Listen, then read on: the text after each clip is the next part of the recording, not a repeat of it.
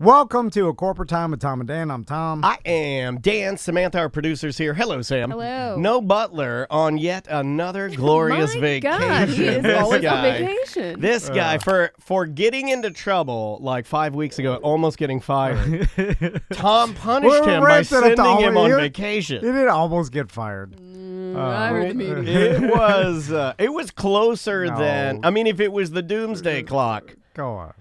He is climate change. And we're doing nothing to stop it, and we're rocketing towards the sun. The thing is, too, I'm an easy boss to take advantage of because I know. Just look at how many things I buy out of our company PayPal. Yeah, I don't know. I buy everything. If he PayPal crazy. You can talk. We just haven't. Sorry. We haven't introduced you yet. We don't introduce guests anymore. We do this fun. It's this new game where just it's jump in. I say, don't even introduce me at all. Let's just keep it a mystery the whole time. The guest. Here's another thing we like to do, and you should prepare yourself for this. We invite guests on to plug things they need to plug, and then we never hit the plug. Okay. So no one knows who you are or why you're here. Honestly, a little bit like my everyday life, so I'm used to it and ready to go. It's an unconventional style. And then when we get to the end of the segment, you've probably heard this, we just go, bye-bye. We don't even say you're listening to. We don't say check out. If you missed the show, check. No, we don't do any of that. Bye-bye. Yeah, okay, that's good. I did it good? That's okay, good. cool. I'm ready. I'll let you do it. Are you recording? Oh, God. Yeah, I am. Prank. Prank. Sabrina's here. We're going to talk about a project she's involved Local comedian. Yes. Thank you. You know her Talk from News show Junkie. host extraordinaire. Yep. Thank you. But anyway, and we're going to talk about that. But, award-winning cupcake bakestress. So, Sabrina, this is why you could take advantage of me if you're my employee. Okay. It's because let me write this down. If you tell me, hey, boss, I got this Do vacation. I have to call you boss? Just No, but I don't like that. Call him champ. Travis does it to me as a simple way to He's brown nosing. Yeah, brown nosing. Yeah, because I like it. When someone is like, hey, boss, I'm but like, he oh. only does that so he can disrespect you later. Yes. Okay. But it can I'm go glad both you ways noticed because you know, like if you're he doesn't respect me at all. No. If you're a cop and you're pulling over a teen on a scooter, you know, you'd be like, hi there, boss. You know you shouldn't be doing that. But he definitely thinks I'm an idiot. But joke's on him. I think he's an idiot. So take that. 2 idiots eating each other. Yeah, I don't know how that's I a like good that. thing. It's a big, gross idiot 69. But here's how you can take advantage of me. If you say, hey, I'm going on vacation next week. Remember I told you last week? And I'll be, oh, yeah. Because he talks to me all the time, and I'm trying to do something. Which annoys the hell out of me. So I don't know what he's saying. Especially I can't listen to someone and do something at the same time. That's why he talks to you every time you're reading. Yes, if I'm reading. You got to learn his tricks, Tom. Because, I don't know if you guys read like this. I have a hard time reading, Sabrina. I don't know if I don't read a lot, but yeah. Well, Tom has to cut out. I have to cut out each word and put it on a note card, and then I have to hold it up for him. I have to use my finger, and then I just go back on the same sentence about 4 times, and then I register what it was. So, I mean. Okay, real talk. When I'm tipping somebody at a restaurant, I have to count on my fingers. That's fine. I just use fine, it. yeah. That's okay. No one's judging. Well, hold on. I mean, people judge me for not being able to read. I'll judge you for not being able to count. Yeah, but I didn't become a mathematician professionally. That's the difference. I'm not a professional librarian or whatever you need to read. Libraries don't need to read. Professional talker. I don't know the language, yet I work in it. Anyway, if you tell me you told me something and I agreed to it like a week ago or whenever, I would be like, oh, yeah, because I had no recollection of anything that people tell me while I'm doing something. I got your solution. I got your solution. Next time he tries to pull one of those moves, because I imagine even though he's not fired, he has been written up.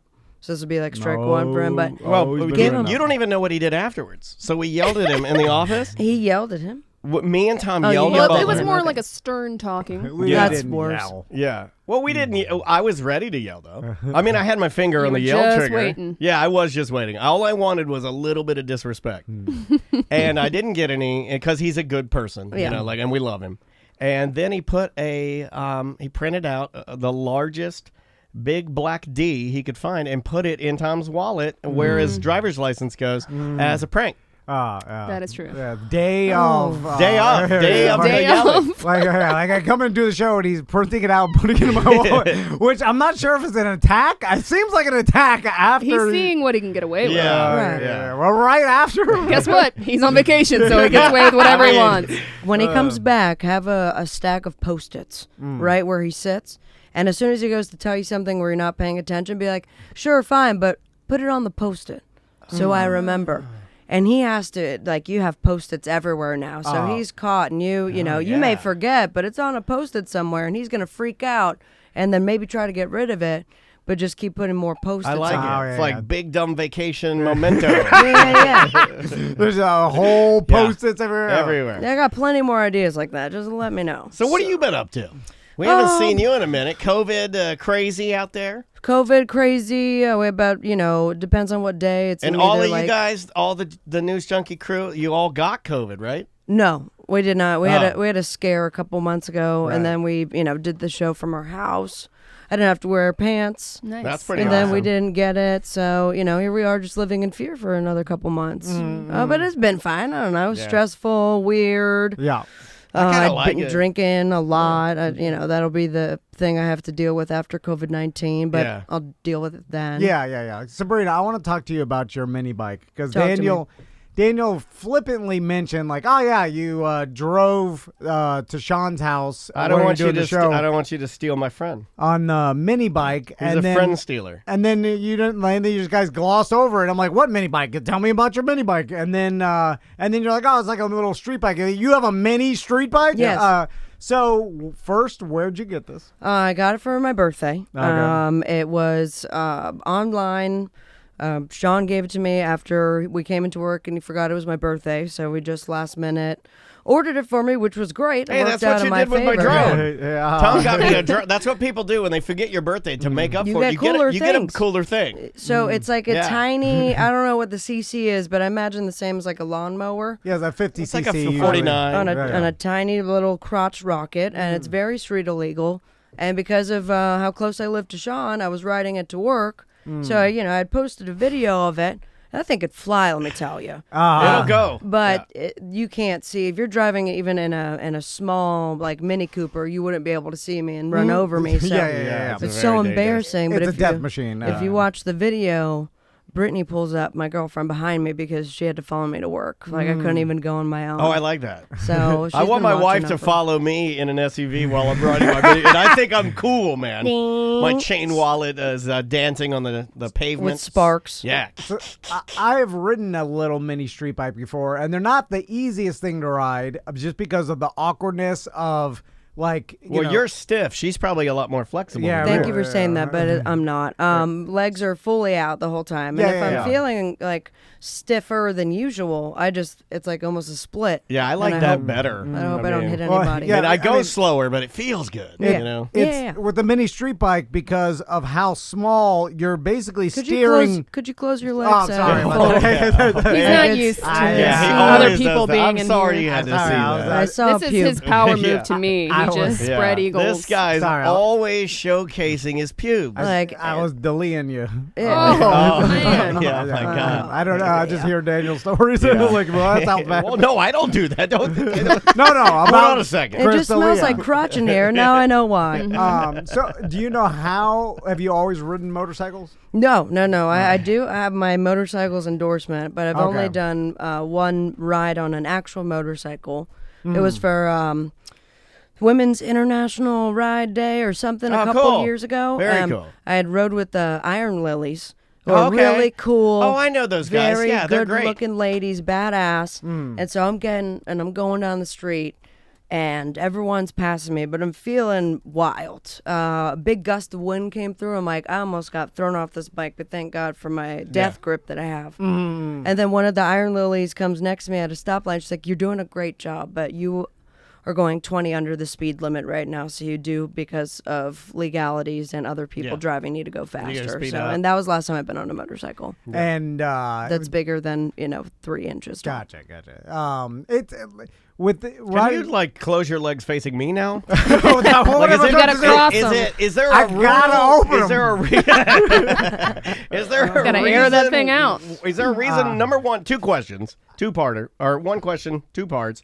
Why are you wearing tiny shorts? Real tiny. Yeah. Number two, why are you growing your bush out? It's bigger than ever. It's they both I can have, answer the second question for him because same. Yeah, they both have to do with each other, though. Also, I'm getting so stiff, I'm becoming a starfish. I'm just stiffening out, so my legs are splitting out. When I said I wanted a starfish, this is not what I meant. Yeah, and Oh then my God. that's the fight, and then I just turn, kind of like what's that old man and the fox? It turns into a cherry tree at the end. Oh, David the Gnome. Yeah, I thought you didn't read. Is no, that a book? No, it's a cartoon. Cartoon. Oh, okay. in there. Voiced by Tom Bosley of Happy Days. Uh, He played Sunday, David the Monday. Gnome. It's yeah. Why old- are you old man here? cartoon. Because I don't want to miss that. Yeah. I don't want to miss that part. But I like hanging out with you guys, so I was hoping Well, maybe I there's could do it more that, but often. we also know that you're doing something really, really cool. I and am. With a bunch of really cool people. Amen to that. It's Moses DeWitt Law Firm, just call Mo.com. He's been talking about this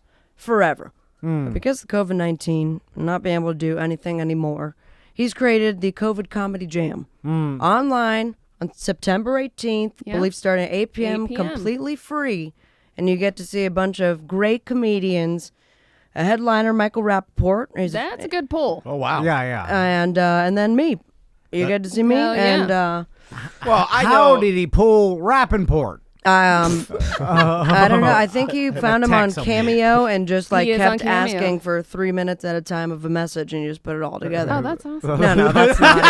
I was like, that's My a lot of God, money, too, that's because I looked at genius. Rappaport's price, and it was a little price. You Yeah, could yeah. probably do that if you're Yeah, you paying could. one joke at a time. Yeah. I think you You get have like to write their jokes for them, though, right? Yeah, it's yeah. you just give like- them like just kind of like notes Yeah. of what you want it to Yeah. be about. Bullet points. Yeah. Yeah, but that wasn't it. That was I think he booked him actually through like the manager of booking. Yeah, him. yeah. Very I don't cool. know. That's behind the scenes and Yeah. scenes that I've not been allowed to You be can behind. sign up for the event at justcallmo.com. There's a registration there. You just fill it out. Sweet. It's Jana Shelfer. We all know Jana. Yeah, Ian love Aber, me. Ross McCoy, Sabrina Ambra, Larry Fulford, Will Blaylock, Matt Fernandez, Carmen Morales, and Michael Rappaport. All Oh, right. that's a stacked deck. And Yeah, it will yeah. be live streaming on justcallmo.com as well as YouTube. It'll be on the Tom and Dan Twitch channel. Yeah. Juan just Yeah, we're informed me. opening our Twitch channel. Well, Thank you for doing you that. guys And live on probably should have Facebook. already been on there. You know, like we try to get Yeah. all of our friends on our Twitch channel, and especially since it's a charity deal for It is Yellow Brick. free. The event is free, but while they're streaming, they will be asking for donations for Yellow Brick Road. Okay, Absolutely. cool. Yeah, so any donations that we get on our Twitch channel, we'll tally up after and then give to Yellow Brick. And so. yeah, I'm gonna jump in there and throw a little. Yeah. Do you want to do a 25 little bucks or like a something. 2-minute?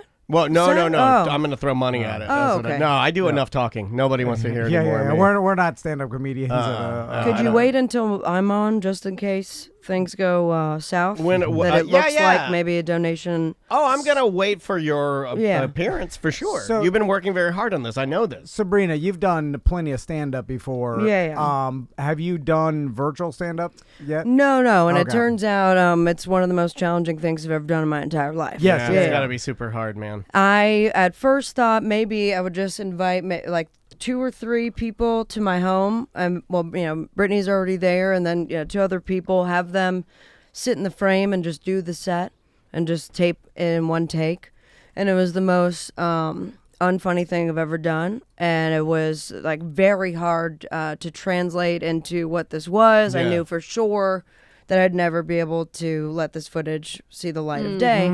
So I've now been for the last 3 weeks trying something different. Okay. Now I want to like leave it a little bit element of surprise, but trying to do my jokes elsewhere, all different areas of Orlando and or my backyard, and then I start to learn what Final Cut Pro is, which has been a good time because like why not jump into a brand new software with a project that is actually going to be seen by people. Oh, yeah, that's what I Yeah. like to do. I like Yeah. to learn the software minutes before the project's done. Yeah, and if you like look really carefully, because I've taped things, on different days, you could see where I die inside, in the eyes by all the things. Don't be sad for me. It's okay. It's gonna be great. I think it's gonna be very awkward and fun, and it's for a good cause. Yeah, Yeah. that's true. So this is And it's free. It is Yeah. free. Yeah. But so it is live or pre-taped? It'll be live. It'll be live. Okay. So that's I'm interested where are you going to have other people in the room when you do stand up so it feels more normal to you, or are you doing it just recording yourself? No. I think I just need to be real about it. I think everyone else might be live. And maybe I missed the message, so mine will not be live. Okay, no, Mine will not my be. God, look what Mine you're will doing. be. But it's going to be obvious Yeah. because there's one scene in in a tennis court, and the other scene's in my backyard, okay. and I'm in a bathtub. Maybe you're just really like fast. Yeah, that'd be. I just have a live crew following me But that's- everywhere I go. That's better to me because then You're getting kind of a polished. yeah. product. Like that. Well, I know how hard she's been working on this because I've been talking to her. So yes, you're getting Thank a you. better. I think you're getting something that's not. It's not like gonna. Like she's putting tons of time and effort into it. Yeah. So what you're gonna get is arguably going to be better. No, of course. And Then that, Michael Rappaport's. So I get didn't ready. say. I now. didn't say that. He's so much funnier than me. because if you try to do it live, and I'm sure like there's like Rappaport or like other stand-ups. Can you not say Rappaport? Rappaport? There you go. Oh, sorry. There's no Rappaport. N. in Yeah, his you were name. saying Sorry. Rappaport, Oh, it's That'd which be is fun. like a place that I think that's where like Rick Ross keeps his boat. The Rappaport of Miami. I just I think it's so difficult for that to translate if you're by yourself and there's nobody in the room and you're just talking to the camera. Yeah. I I did a lot. I fed off people's energy, even Right. if it was like, I love cringe, and that was a big part of my, sets in the past. Like I at least could feed off of that, Oh, or yeah, like yeah. the laughs and stuff. So it was different when I was just dead on talking to a camera. So now I'm just trying to put some life into it. Got sound effects. I added some sound Oh, effects that's cool. as well. Oh, yeah. There's a fart. Gotta have a There's couple farts in there, a boing. Yeah. because you bring up a good. Can I use that? Yeah. Can you pull that? The point of like feeding off energy and even energy that's non-laughing because Well, you and I do it with eye contact. yeah. Like that's how, But- Do Like, I you know creep to you guys laugh? out because I always go eyes because I can usually No. tell what you or where you're going just on eye contact. Yeah. I think that's good. I think it's important. know. And so if you're like, even if you're bombing or just, like you say something that like everybody's like, ooh, or like, or bombs, then you use that energy for your next, you know what I'm saying? Because Yeah. and then so how do you do it if there's no way because I guess I'll see the viewers like leave and come back, or if but I'm you- bombing. it's immediate. Like so you don't know. So then I imagine as a stand-up comedian, so you're like let's say your first time doing it virtually, so you're telling jokes. And then maybe you thinking it's bombing, but meanwhile, Could be going great. everybody's laughing, and then so You gotta trick your mind, like how they used to say, like if you're scared, just imagine the audience is in their underwear. Well, if you're scared, just imagine there's an audience laughing, That's right? good, yeah. Yeah. Well, Oh, plus Like it's maybe a I'm lot- bombing, just I always- pretend like everyone's loving it. See that's weird because I always heard nude, not underwear. And even Really? as a young man performing and singing like solos and choir and stuff like that, they'd say like pretend everybody's naked. I can remember being, I guess there's no other way to say it, like so much of a pervert. Yeah, I- it seems inappropriate now. It does. Yeah. When you're asking like Kids to younger do it, kids to yeah. imagine, Yeah, just those imagine the adults. entire audience naked. And I remember thinking that, well, that's if they're are there naked butts on these seats? Because that's kind of gross. Well, that or something's flopped over right there in like or the church. or maybe aisle. they're sitting like Tom with their legs akimbo, just wide open. Well, in that case, I wouldn't see their genitals because of the bush. Yeah, Same with. So you're very wispy down there. what do you mean? It's just But there's nothing to be ashamed of because there's not a lot going on down there, but there's just 3 or 4 real big things going on down there. No. It's like like longer hair. a couple of large Vietnamese jungle vines. Odd. Sabrina, have you gone on vacation during COVID yet? No, I mean I went to go see my parents, Yeah. and that was nice. I wouldn't necessarily consider that a vacation, just Yeah. kind of a getaway. But I'm ready. Yeah, I want yeah. to do a road trip. Yeah. I think I would like to get like an RV, one that I could drive, a B class, C class, not the giant one, Mm-hmm. yeah. and just take it. You're like a mini Winnie. Yeah, yeah. something like Those that. are Something great. that's easy for me. I can, bring the ugly dog Gladys. She's so cute. You, the gal, So the ugly. Gladys Yeah, the yeah. dog. That- and just head out. And I'm thinking Helen George. You ever seen Helen George I before? have. It looks That like is a where little- Butler's going. Yeah. Get out of Really? I town. swear to Yeah, God, he's that- going to the mountains in Georgia, and then like for part of their trip, they're going to Helena. But he does a lot of like Butler. Not to pile on and make more fun of him, but I'm going to. He does. He ticks a lot of like. Or I'm not Helen. this type of person. He ticks a lot of like things in life. Like he'll say, "Well, we're going up there to celebrate Uncle Dejan's Yeah, they're weird celebrations. 5th watching of the Tour de France." And I'm like, What? all right. Or I'm like, hey, we're going up there. My nephew just. He's like a things white people say in real life. Yes, he's Okay. like, my nephew just got accepted to glassblowing school, so we're going up There's there. always And something I'm weird like all that. right. Does he send cards? Is he a type No. to I send don't, cards? because my family does all kinds of things, and I don't visit any of them because I don't care. Like, I'm going to Virginia for my niece's swim match. I'm like, I don't think you need to go to another state for that. yeah. Or maybe he's just saying these things to Tom to get time off all the time. Yeah, if you just I make don't up know. a like out of their excuse for it, Yeah. Oh yeah. then I need to start going to Butler for excuses. Yeah. He's got good ones, man. You can tell me anything. I'll just agree to it. That That's is another true. trick All too. But renting the RV, How long you want to be gone for, though? Let's Like dial a week. In. You That's know, not long enough. I know. 2 or but- nothing. 2 Yeah, weeks. but I don't know if I can. Here's Christmas Man. break, maybe? here's Christmas in the RV. Not a bad Could idea. decorate it with lights. That'd be cute. here's my tip with the RV. Tree fell over again. So the RV Pick up the balls. is They're everywhere. is great when you're staying in it at if you're at a national park or if you're at a campsite or wherever Yeah. your destination is going to be, right?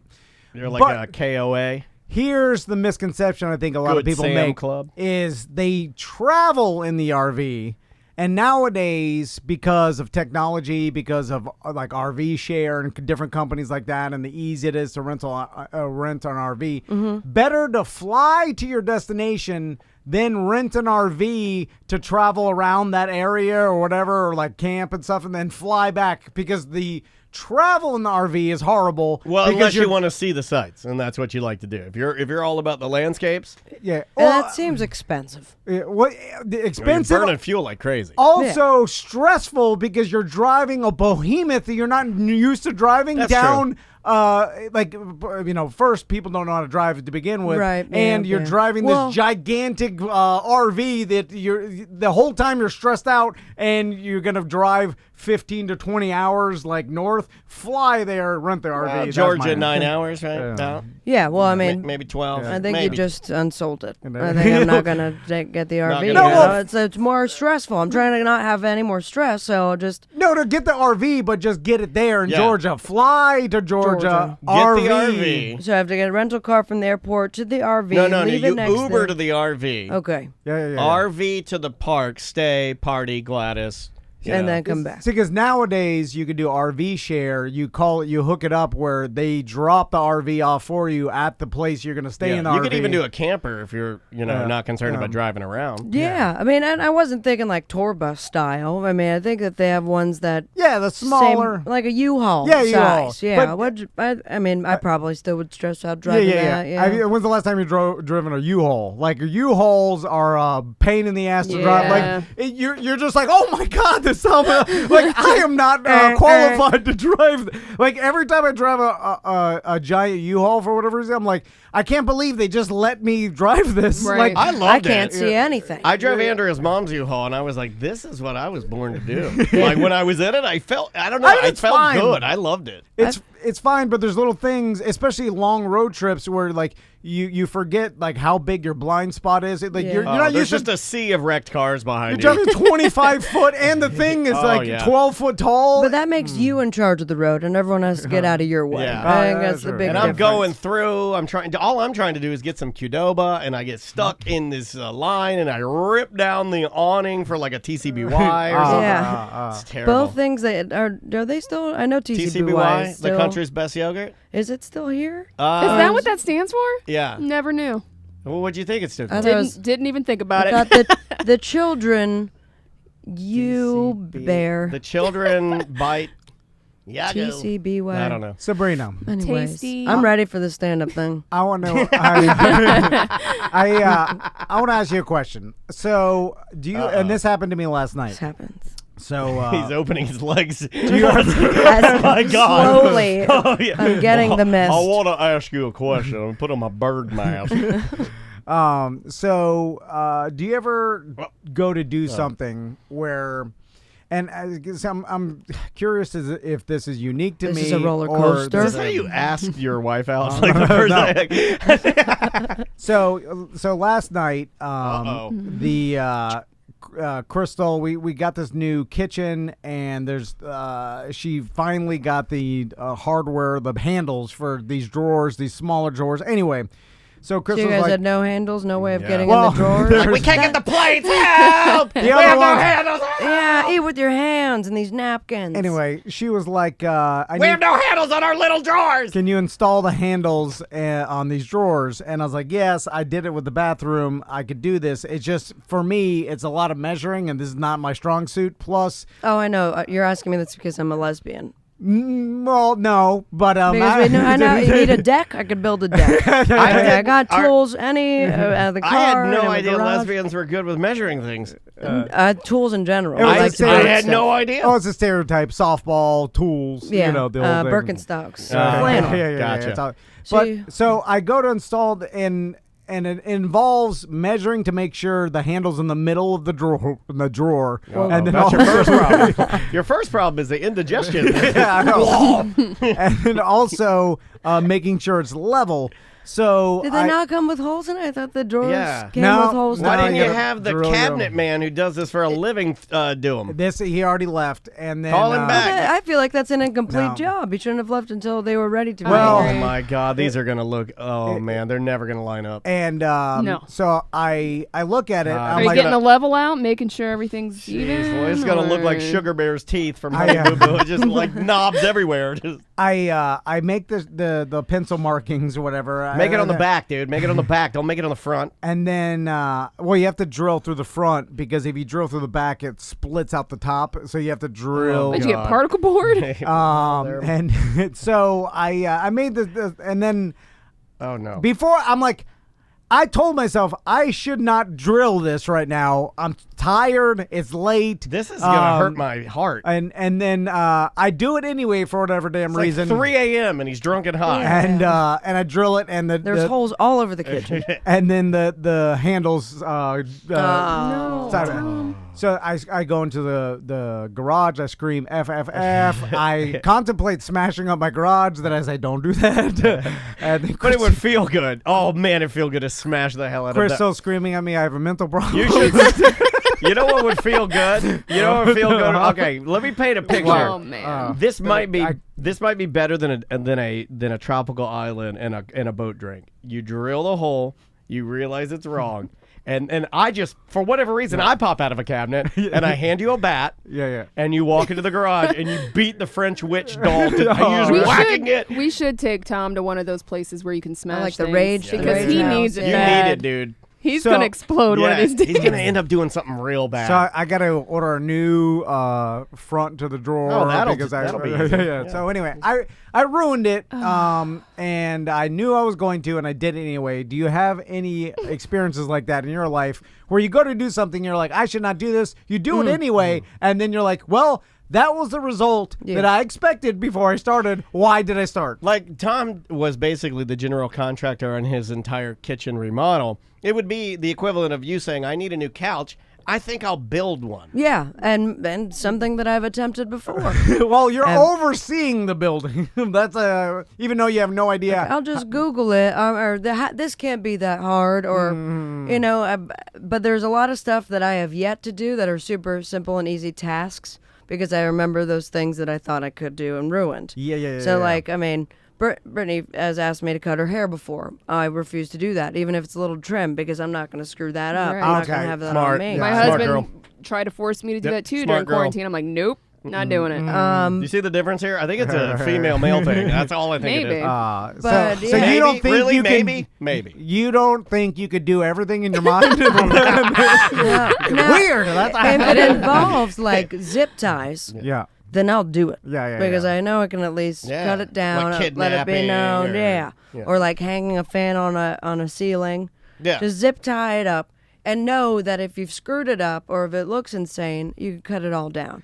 Don't make, permanent mistakes like drilling a hole unless you know for sure that you could also cover that up. Yeah. See, I don't even think you need to get rid of the front there. Just put like a Tom and Dan sticker on it. Yeah, well, that would be. I did say I could caulk the holes, caulk it and paint over it. Yeah. And the problem is, You gotta sand it down too. I live with a lady that notices every tiny, minuscule problem or detail. She's hyper vigilant. But at this point, there's so many problems with your remodel. I I mean, she's just gonna always be like looking like there. Let's talk about YouTube instructional videos for a second because I've had my fair share of these in the past month. So you want to drill your cabinets. And so here's why it's good and bad.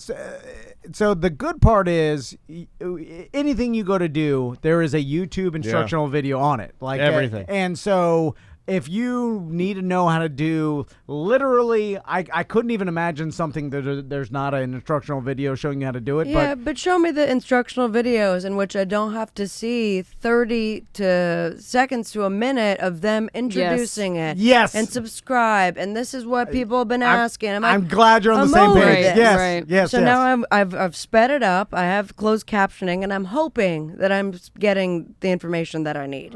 But I'm already frustrated by it. That have you considered putting stuff on Facebook and just having people respond to that? And eventually, you find someone who you trust enough to come in and do it. Yeah, but our listeners, they're a bit like Tom, where they think they can do everything. And he's done that now. so much now. Yeah. He's done that so much now that he's almost effed out all He's of exploited the, all our listeners. all of the people that are competent at their job. they won't help They me run anymore. for the hills. So I what just get we're a bunch left, of Toms. Yeah. And then I look him in the eye. I'm like, you're me doing what I'm doing. Wait a second. So then he hires a guy who comes in, drills the hole wrong. Then that guy walks to his garage, yells F F F. It's just Never-ending cycle. Yeah. It's like the vicious, man. saddest episode of the movie Multiplicity that you've ever seen. Yeah, you're right. It's a whole all multiplicity. Toms, and they're all in the garage. F F F. Yeah. But each time I get one, it's worse than the Yeah, one before. Then eventually you I'm just left get with one a- who shows up and he's like, you got pain pills? And that guy. That was a couple ago. Oh, you're already past that. Oh my God. You found him past that. Now it's just a pile of slime that moves. But all the drawers look fantastic. But you bring up How that- many Have you tried drawers- taking pain pills before drilling? How many drawers yeah. did you do correctly? Let's celebrate the positives. Thank you, Dan. I stopped at that one. Okay. Oh, so you only did one, you ruined it, and that was it. Yeah. Oh, that's Oh, great. because Crystal. Then I put my tools away. Because Why didn't Crystal- you put your foot through the cabinet? I would have done that. Oh, I started trying to rip them out. Yeah, I and would then have ripped all the doors off and then crapped in the sink. But anyway, I stopped There at has to one. be an easier way for handles. Maybe just Yeah, like you know what? Velcro. You know what the Velcro easy should be way strong is? enough. Do you know the answer to Glue. the easy way? Hire somebody. You ready? Yeah. Ready for it? I'm ready. Cabinet guy. That's the easy way. The guy that does it, he probably could put a handle on blind. Yeah. Did with you his just feet. freehand it? Put Yeah. the No, dots. You don't have a level? I That's- measure. You need the level. Yeah, the level was. I thought my eyes were good enough. Why don't you make Okay, a so- jig? If you okay. got different So you did eye it out. ones Okay. that are the Yeah, same yeah, size, you make a jig for it and you just That's what they You tell know you what's on good YouTube. too? Look up life hacks. Right, just search what you need in life Oh, hacks. he's hacking his life apart. And they'll show you a way to do pieces. with an egg carton and clothespins and Yes. stuff. Yeah. Again, though, back to your People point. don't really do those though. Which is exactly the same point I wanted to make about the YouTube videos is now they're too long with the exactly what you said, the intros. Yeah. Then they want to show you their personality. and they're too produced. quirky. Yeah, and then I'm There's a like, flame intro. I was looking up how to like- prune my tomato plant yesterday, and I'm like, I hate you. yeah. So That's get too to much. the pruning. I was like, get to the point. Just do a 5-second be like, here's how to prune. Here, it. God. Exactly. And then that's it. I'm like, I don't want to see the whole No. I'm not sure I wanted quite as crazy as here's how to prove. Yeah. Like, that would be No, I'm I just would insane. watch that. Yeah. That- Yeah. It's and be- that gets to the point. They need it. And if they're going to do the whole shebang, then write down the steps there. Yeah. Yes. Give me a visual here. And they try to or make jokes. timestamps. Yeah, don't make the jokes. And I think that's because like social media stars or whatever you want to call influencers and stuff, they've all talked to each other and they all like come to the consensus that like, oh, people are interested in us because of our personality, which is true. But the thing is, we still want the info. Yep. And now you're giving us too much personality, not enough info, and you're effing it out because I don't care about your personality. And I think now some And that's of not the reason why I came here. yeah, some of your super engaged listeners do, but the rest of us who just want to learn how to prune a GD tomato plant Yeah. or drill the GD cabinet holes. Make a podcast so that they can watch you with all your flair. Yes, That's not why You I'm know, here. I Yes. found the best one, and no, I'm not being funny on this one. The best one is I have my Honda Ruckus that I got from Seminole Power Sports. Yeah. I wanted to change my own oil in it just to save me time. I don't want to have to take it. Yeah, mechanics still have it there because they're just straight to the point. Yeah, but no, I found a guy that he's a world-class scooter mechanic, and he's like a surfer, beach guy. Yeah. And Of course. he's always hooking up people's scooters and working on them, but he's deaf. So he can't, like when he talked, he so he doesn't want. He doesn't talk too much. He doesn't. yeah. No, he doesn't talk at all. He actually writes the captions out and just points and shows you what to do. Cool. And he's so good because he'll just be like, "This is what you want to take off." He'll point at it and then he'll write exactly what you need to do, so you can just pause it and then do what he says. Oh, And but I he's wish he would awesome. show more of his personality. Oh, he does. He jumps around. He rides the bikes. He does wheelies. He's Oh, surfing. but yeah, mechanics, He's great. they straight to the point. Yeah, I used to he's watch great. an old man boat mechanic teach me how to change my boat oil, and he was like, "This is how," like, Yeah. he did it. It was just like, here's the facts. Thank you. And then it was black I screen. swear to God, this video for changing my oil in my scooter, it's very easy. But you would think it'd be like what, 12 minutes, 3 minutes long. There's a guy, is a Dad How Do I is the name of it, and it's for people that don't have dads, Okay. and how to fix things, like how to fix remotes Super running sad. toilets, how to I had a unclog the dad. bathtub. Well, you could have a But new my one on dad- YouTube but if my you need dad is a. dead. Can he bring my dad back? You should try commenting and ask him. He's like, hey, you remind me of my dad that's no longer around. Could you teach me how to bring him back? Could you hold me and let me put my nose in your chest hair and feel the familiar dancing of your gold necklace And on then my you'll forehead? refresh to see if you reply, and it's like, you've been blocked from this page. Yeah, exactly. Sabrina, Yeah. you into plants at all? Whoa. Here we go. Don't let him force you. Easy, into this. Weinstein. No. Close your legs. Close your legs. There we go. Come on. I knew I smelled Yeah. something. Yeah, do you see how This brown thing it is hard as a rock. I could just break it Oh off. my God. It's like a pinch a penny. Yes. I'm sorry. That Brittany. does look like It's dying. That's our plant, Greg, and he is. Well, because you have, and Weinstein is where he messed up, is that you always dilute it. Oh. You always add a Who would little have bit of known water. that White Claw ejaculate would kill a plant? Well, it's only 100 calories. Or is that more? 70. 70 now. My girlfriend has gotten Oh, a green okay. thumb, and as Ew. she planted all, it's disgusting. I'm I'm trying to find a YouTube channel on how I can cut it off. Oh yeah, But she grew jalapenos and has one green pepper. And then I go outside and I masturbate into them. you want this job? Yeah. This is what it's like to be a gardener, Britt. I got into plants after COVID, so and I'm looking for like-minded plant people that I could talk to on the internet. I can Oh pretend. my I'm God. definitely good. Do you Yeah, I mind can hit you up. if I talk to a girlfriend Oh, about definitely. plants? He has Whoa. he has a shirt that Whoa, says bro. "I water my plants." Or No, I wet my plants. I wet my plants. I just signed a birthday card this morning that said the same thing. Oh yeah, it's We're very the same popu- person. Yeah. It's very popular in the plant community. Yeah. The plant community. I'm getting into it. It's a hot phrase. It's my hobby. He's trying now. to get his wife to He's join trying him. to force me into it too. What do you have? Well, I've got some Sansevieria. Oh, look at him! Yeah, I've got some Sansevieria. I don't even know what that is. Yeah, plumes. I'm water propagating some pothos. We got a cactus that recently gave birth to dragon fruit, which was Nice. interesting. They look like giant pimples, Yeah. and then they fall off. And we ate it, and Brittany put it in a smoothie. and then I had raging diarrhea. For 2 days. Oh no!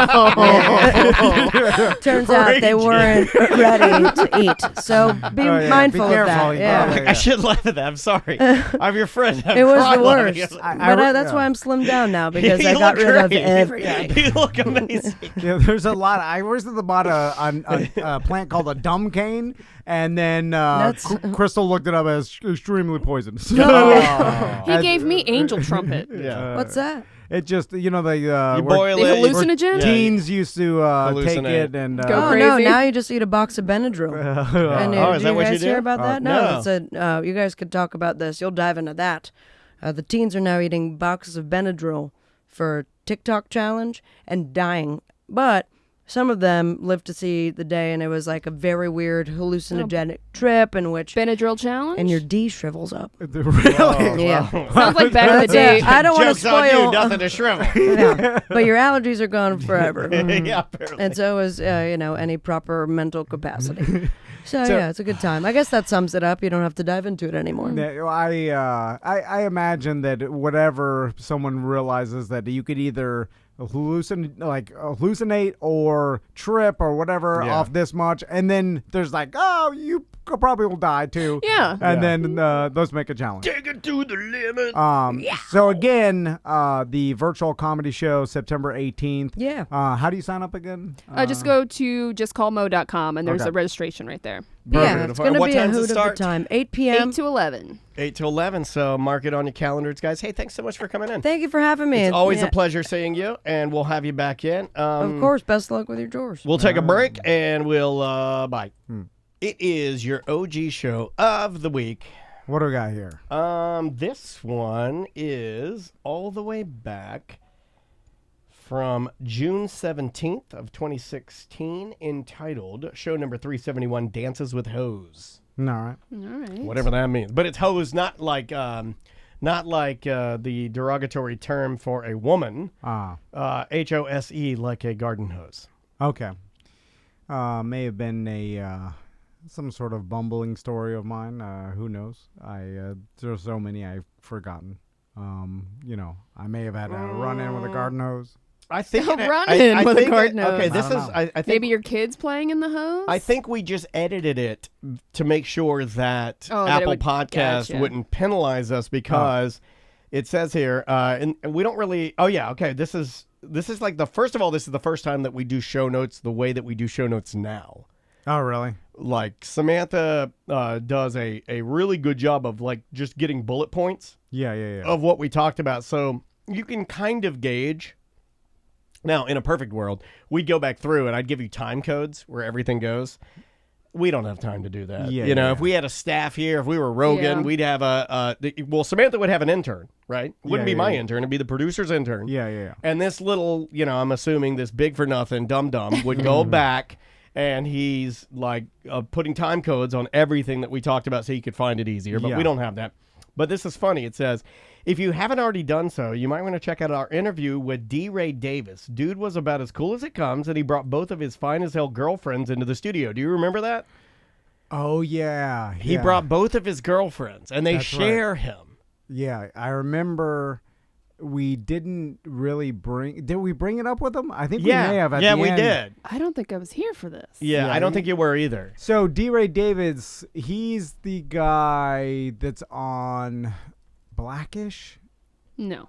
No. I mean, he might have been on it. I No, don't you're think... you're thinking. I know who you're Oh, thinking. yeah, of. you're right. Yeah. Yeah, no, that guy So is a writer. D. Ray Davis, light eyes. Yes. Yeah, he's a Good really looking. good Very looking. cute. If you go into our bathroom and stand look to up, the yeah, right yeah. hand side and look at that guy, Okay. yeah, of course he has two girlfriends. He's a hot man. Yeah.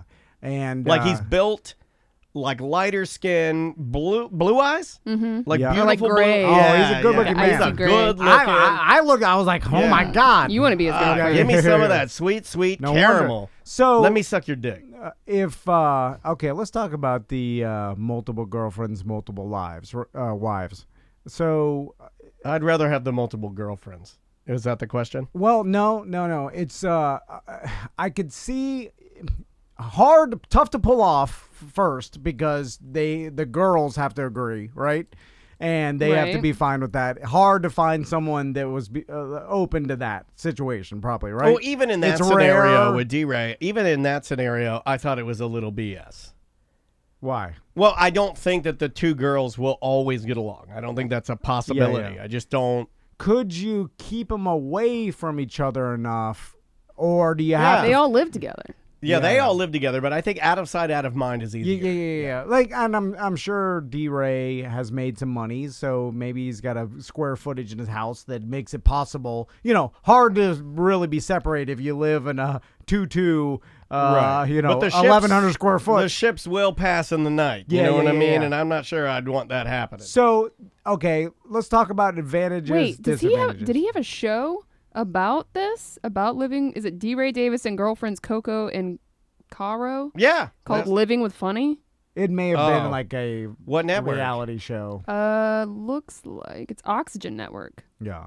I mean, there's Did Might have been not- an episode of the show. I could be. Did not know Huh. that. That's interesting. That is interesting. so They were very nice, and good on him. If that's your deal. But Well, let's talk about advantages, disadvantages. So for all of us, right, because I could see the advantages of two wives or two girlfriends. I mean, I'm sure a lot of people, go immediately to sex, right? Like you, I think most guys probably Yeah. would think that. you are That would like, be the benefit, at Yeah, least. Yeah. you not only maybe it's not at the same time, but you're gonna have sex with two different people, Right, instead of which- just one. Yeah, instead of just one. I which mean, is, technically, I can do that now. I I just choose not to. Right. yeah. Also, I harness my powers. in this situation, when you have two girlfriends, they know that, so they're cool with it. So it's like you are you're not monogamous. What are your So where's the benefit?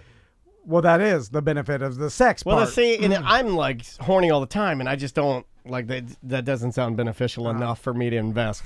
Well, I so gotta pass. Downfall though is what now?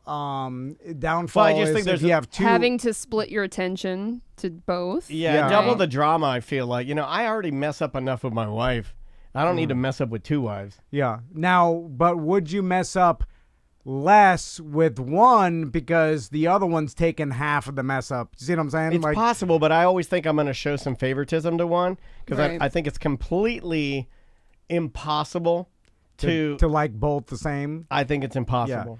Now, maybe you are fighting with one sometimes and then getting along with the other, but that's where But I then think you go the and problem. you talk shit to the other one. That's Oh, how yeah. it starts to Yes. fall apart. Yeah. you would You have could not shit on Because the when one. you're out of the house, they're going to start chatting Correct. together. They're going to Yes. find out what you said behind their back. Yeah, and that shit, gonna burn I your believe, clothes. I believe that shit right there, the two girls have an inherent connection that we as guys will never have. I think women have it with other women, and no matter what we would That's why the attempt side to chicks do, group's so great. 100%. And if you would have that, I just think it'd be difficult. You would have to mind your P's and Q's all the time. you would have to be so militant about how you operated or negotiated this Well, you would potential have relation. rules. Yeah, it would. You're 100% right. You could never talk shit about one to the other. It would have to be like none of that. It would. But I'm just saying, for me, Yeah. just knowing how I am, because I'm reactionary. I like the freedom of just saying things to you guys. Not to say I just go crazy talking shit about everything. I don't. But I'm just saying I don't. That would not be a realistic. You are better. We've said this I before. could do that. You are better suited for this type of life. Yeah. But then what if you get double the crowing? Oh, double crow's bad, bro. Double crow's bad, bro. Yeah, I don't even know how to react to that. That would be the difficult part, and that's completely possible. Knowing you and I. yeah, There's no way I'm not going to talk shit about, if, let's say, the two girls in question are Andrea and Andrea too. Yeah. So I'm with Andrea, and she's pissing me off. I go back to Andrea too. I'm like, you're not going to believe what she said. I already know me. And with you, though, I feel like you would bumble on both relationships. I feel, because that's, Yeah. I'm a bumbler. it's who you are. It seems like a lot of difficult navigation. It's a lot in to keep that. up yeah, with. Yeah, No, yeah. I think you almost said negotiation. I think that's right too. Yeah. Because there's going to be things that you pull, and you're not going to be able to because there undoubtedly there's going to be a time when both girls want you at the same time, and you can't have that happen. Yeah, they want your attention. Yeah. You know, God, yeah. Not to mention when, like, I thought it was odd that he came here with both and they were cool with that.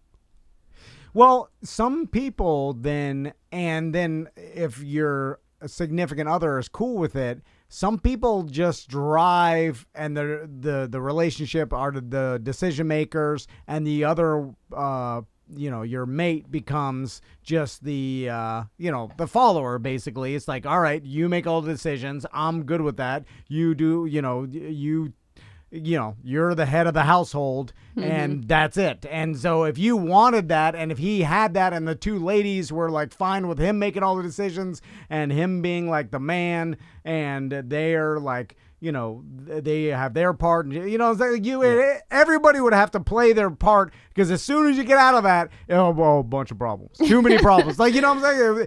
It would be too hard to make everybody happy. You're 100% right. But you were thinking about we're real good at finding the negative. I think you and I think we can always find the negative in everything. What would be a benefit? Oh, well, the benefit now... Well, and take sex off the table, because that's the easy one. Sex off the table. Now you got... Yeah, because that's the obvious. You got 3 people. You got an extra person... Ooh, help with household chores. Helping with the life. Yeah, you know what I'm saying? Money in if they're paying income, rent. yeah. So if you... Yeah, money... So not only you have an extra income, but you have an extra person to divvy up life's chores, basically. Everybody... Okay. We talk about battle... Like, I'll cook today. I'll go to the grocery store today. Yeah, I'll clean okay, today. that helps. Or That this I do person like. doing the bills, this person doing like... Yeah, you're in charge of finances. Yeah. Like, think about even if you lived with another family, right? So it's like, let's say it's 2-family household, right?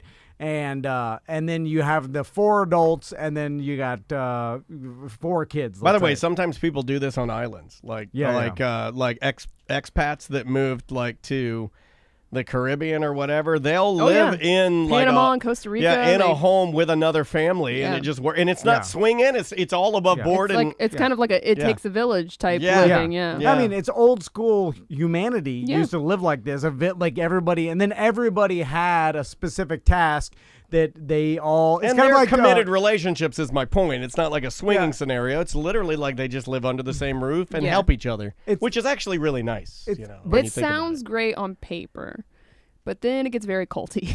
I feel like it can. Well, I was about to say cults commune do this a lot, where everybody has I a job. bet you I know what you're thinking of in that Zac Efron show.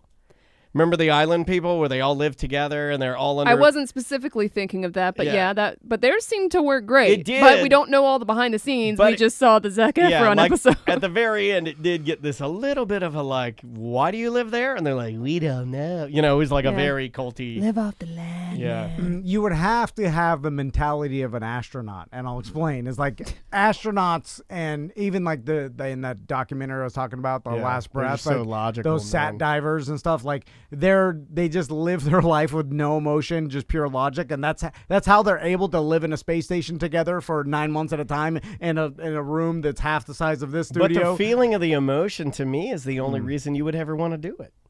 With what? You see, my point is like you would need to be even-keeled, super logical astronaut man to accomplish it correctly. Yeah. But the person that's going to get the most out of it and have the most fun would be a person like me who's like that's the irony of it all. Like exactly, the logical astronaut is never going to He'll enjoy never reach true nirvana of enjoyment. If it was like a sexual thing and everybody's banging or something like that, or it's but that logical astronaut, if you were like, say we all lived in a giant mansion, right?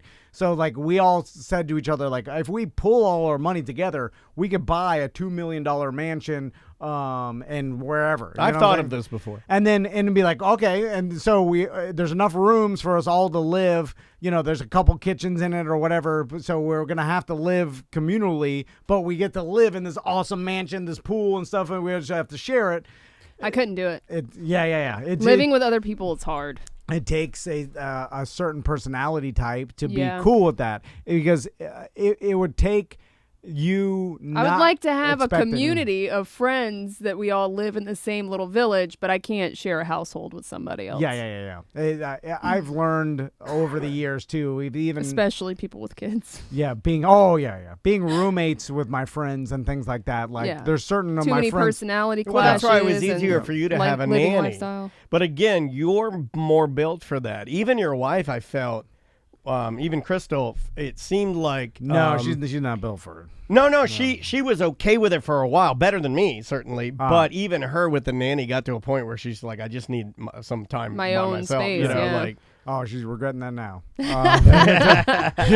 Bring her back. Andre, nothing's done. where are you? Yeah. Oh. I It could is do weird that you probably need her more than ever now. Oh yeah, No, yeah. And you're like, wow, she's- you know. she's on the easy street. I'm talking to Her Majesty. Oh, I love currently, those are my Girl ladies. talks. because They're great. we need a good Oh, yeah. cleaning solution. They're 'cause, awesome. Oh man, yeah. It's just, man, just living. There's so much work involved that I often am amazed about how people, single moms, like people do this and have like even with the virtual school and stuff like No, there has to it's be insane. an adult there. The kid can't do it alone. yeah, it's insane that there are parents doing this and full-time jobs and stuff, and it's crazy. Just the amount of work it takes is insane. It's nuts. And it drives people crazy, and something's got to break after a while, unless you're so militant about it. And who is that way? I want to be like, I want to have the discipline to do. Like, because the people that live their lives on a pure, like your wife, like so organized and so scheduled and stuff, like that's the way to live. I'm going to tell you something. But that- it's hard to do. How do you do it? But it's effortless for her because it's just her. Yeah. I'm going to tell you something that I witnessed last night, and I started laughing and making fun of her. She had her tonsils out Yeah. 2 days ago, and everybody has just been going in on her, telling her how absolutely terrible this is going to be and all this kind of stuff. Right. And I've always laughed at that because I don't think that it ever helps anybody with their healing when you're like painting these nightmare pictures Yeah. to folks. But anyway, that's just And it's never as bad as other people. No. People are complainers. yeah, it's just They're human also nature. pussies too. Yeah, well, Because I there's- got my goddamn vasectomy and I heard, I didn't even put fucking ice on my balls. It was fine. You're also a lot like Everybody's Andrea. a pussy. Andrea works out every day. She's a tough ass bitch, and Yeah. she is She ain't gonna organized. let that shit stop her. No, so she's still in pain and everything, but she's just going. I was like, "What are you doing?" She's over there. She's writing furiously, but she's not talking. And I go, "What are you doing?" And she like whispers to me. She's like, and she has this notebook, and she has a grid system that she's engineered in the notebook for every day for the next 3 weeks of her healing process. And then she has certain areas of the notebook where she writes the date and the time and how she's feeling. That way, when she goes to the doctor, she can make sure or Wow. ensure that she is healing correctly. yeah. Oh, I go, what the fuck are you doing? Man. That's. I go, when I had my gallbladder out, they militant. just gave me 5 pain pills. I was like, I want more pain pills. And that's it. I think I took them all at one time. Feel great for a day. I was just Yeah. like, I was like, what is this? And they're like, that's where your gallbladder. I was like, oh, that's where it was? Like, I don't know. I don't know nothing. By the way, like doctors, they're so. I imagine just seeing so many patients and stuff. Like they're like, how you feeling? And like if you tell them, I imagine they're not even listening. They're like, okay, I agree, yes. It's like, Was she just going to hand him the folder? Yeah. Because I remember when I was big fat Tom Van and I had that blood pressure problem. The first week it freaked me out, and I did track my blood pressure results on the Higgy machine. Yeah. Every day, and then I printed them out, and so I brought them to the doctor. I'm like, here's my everyday blood. He's like, okay, good. What was your blood pressure today? Okay. Here, keep doing it. He's fucking studying my everyday. He doesn't give a shit. He's just like, okay, it's fine. It is hard to find a good doctor that actually listens. Yeah, it Because definitely it's is. just it's just like everybody else. They got a job and it just gets lost. And Yeah, you know, that sucks. I mean, that's yeah. a job. You need to care about people and their health. Yeah, I mean, yeah, and you can't. But you're probably like, yeah, they'll be fine. It's probably one of those things where but then so many conditions get overlooked or people get misdiagnosed that's the because people problem. are so flippant about it. A lot. Sometimes you're not fine. Well, Exactly. that's why they also tell That's you the to stay chance. persistent. You know, if you have something that's been bothering you. Here's what else is on the show. Tom goes to Kobe. God, I haven't been to Kobe in. I haven't been to Kobe in probably over a decade. Yeah, For sure. And over I don't a know when decade. I'm going back now that I have my Blackstone because I can make it just Right. as good, healthier. I haven't and done that yet. I can make it with in my panties. I will say the last time I went, it was oily. I straight diarrhea, Yeah. and I did look around. I was like, "This is fucking garbage." I know.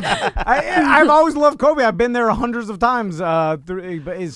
And we went there this past year. Like we go Yeah. there to celebrate something. It's like it's fun. like a nostalgia thing. Yeah, and because it's cool. there used to be a Samurai in Miami, which is like the Kobe, same Yeah. shit, Tim Pond. And your wife can eat there, and she likes the veggies. So it's nostalgia, but man, it's just so much oil. And then I looked and I was like, oh my god, every trash person's in here there for their fucking birthdays, including me, by the way. I'm a trash person Yeah, too. I've done I don't it. want to sit next to the Van family. Like so. Anyway, I hate shared like communal. Hey, we talk about that in restaurants. this. I hate it. So we talk about feeding the koi fish, sharing services. I Yeah, think we don't dance like it. around like ride share, sharing a table. Normally I get sat at Kobe with the bikers. It's like all bikers and then me and my wife. Speaking of the ride share, last week when the Griff truck broke down, I had to take a lift That was to gross. Gillis Automotive. That was gross. I sent you. Yeah. It was gross. center console was all It was stained. brown, like doodle It brown. stunk so bad in that lift. I almost vomited, and I had a mask on. I thought they had rules for what year It's your worse car. than ever. I think more people are not driving now because of the pandemic, so they're just taking anybody. Yeah, because yeah, this yeah. was the most gross car I've ever been in. I didn't want to touch anything. It stunk. There was like food particles in the carpet. I showed you this. I sent you guys a picture of the center console. I'm like, this is unacceptable. Yeah, 5 stars.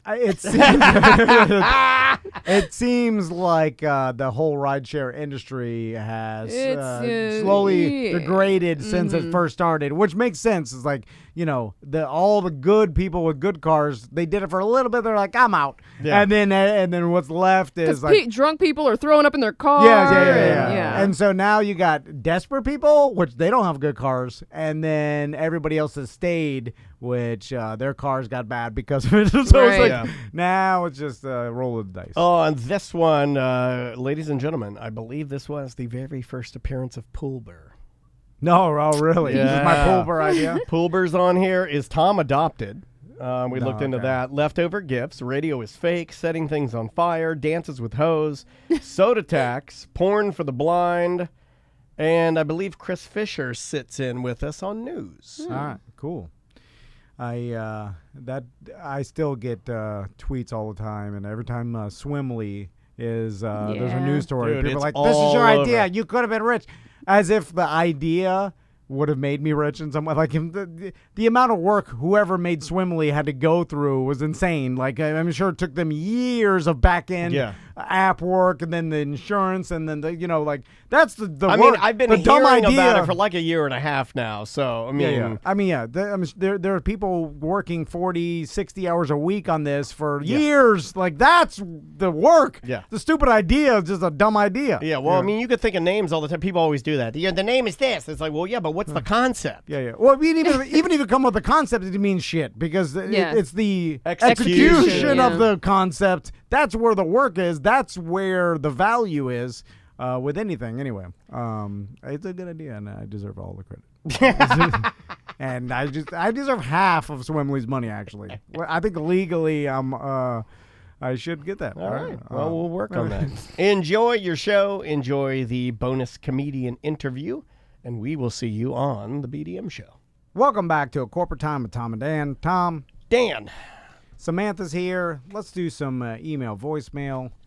if you'd like to leave us an email or a voicemail message, and man, the voicemails have been, this week especially, really, really good.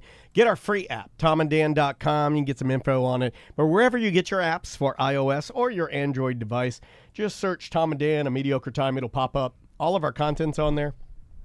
You can become a BDM member, get extra shows, and it helps, actually fund our show.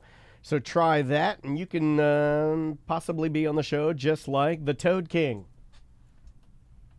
What's going on, T&D Media? It's the Toad King. I'm listening to BDM show from Monday, and Tom's talking about, once again, getting so drunk he forgets how to use a toilet properly.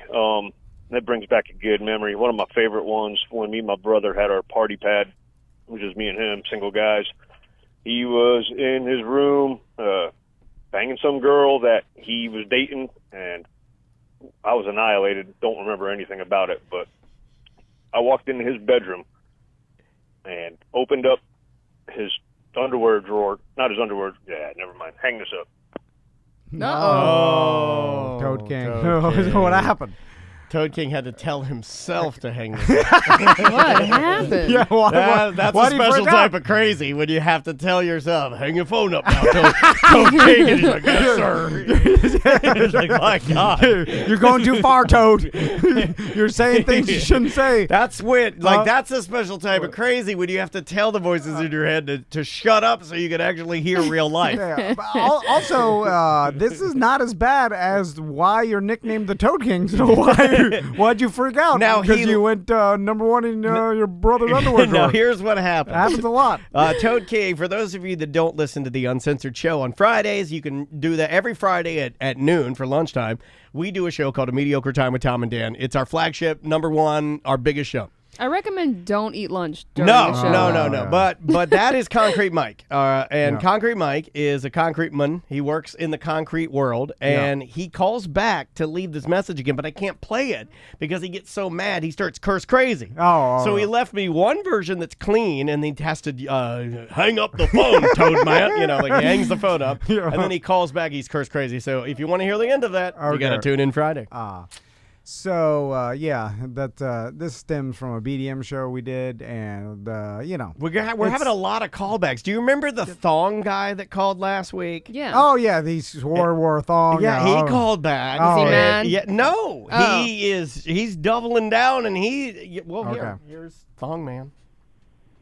Hey, I just think I sent one of them there mediocre messages. Not sure. I wanted to talk to Tom and Sam about the men's thongers. I'm a big fan. Got a bunch of them myself. Wife seems to like them. I don't give a damn when the neighbors show up. I leave it on. Just give me a shout. You got the number.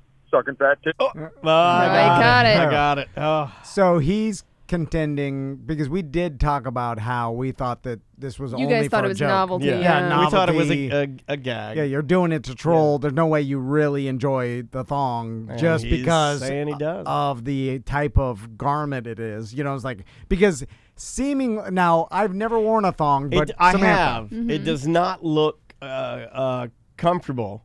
And for the split second I put one on, it was, Wait, when did you put one on? like years ago, goofing around with like a girl I was dating, I put her thong on. It's just not. I don't think I have the body for it. Yeah. And also, just from the physics of it, it seems to be an uncomfortable item I think to you'd have wear. to get used to it because it's in. That's the trick. You got to get used Yeah. to it. Because it's like high heels, and the fact that you don't wear high heels For because comfort. for comfort. Yeah. You wear them because of style, and I think I always theorized the thong was the same reason. Panty It's like, lines. you're panty lines. You're wearing them for style, or sexiness is involved, or like you want, I and for have men, it's heard. novelty. Now look. I don't know because I would tend to think that this is not true, but I have heard some females say that they find it more comfortable.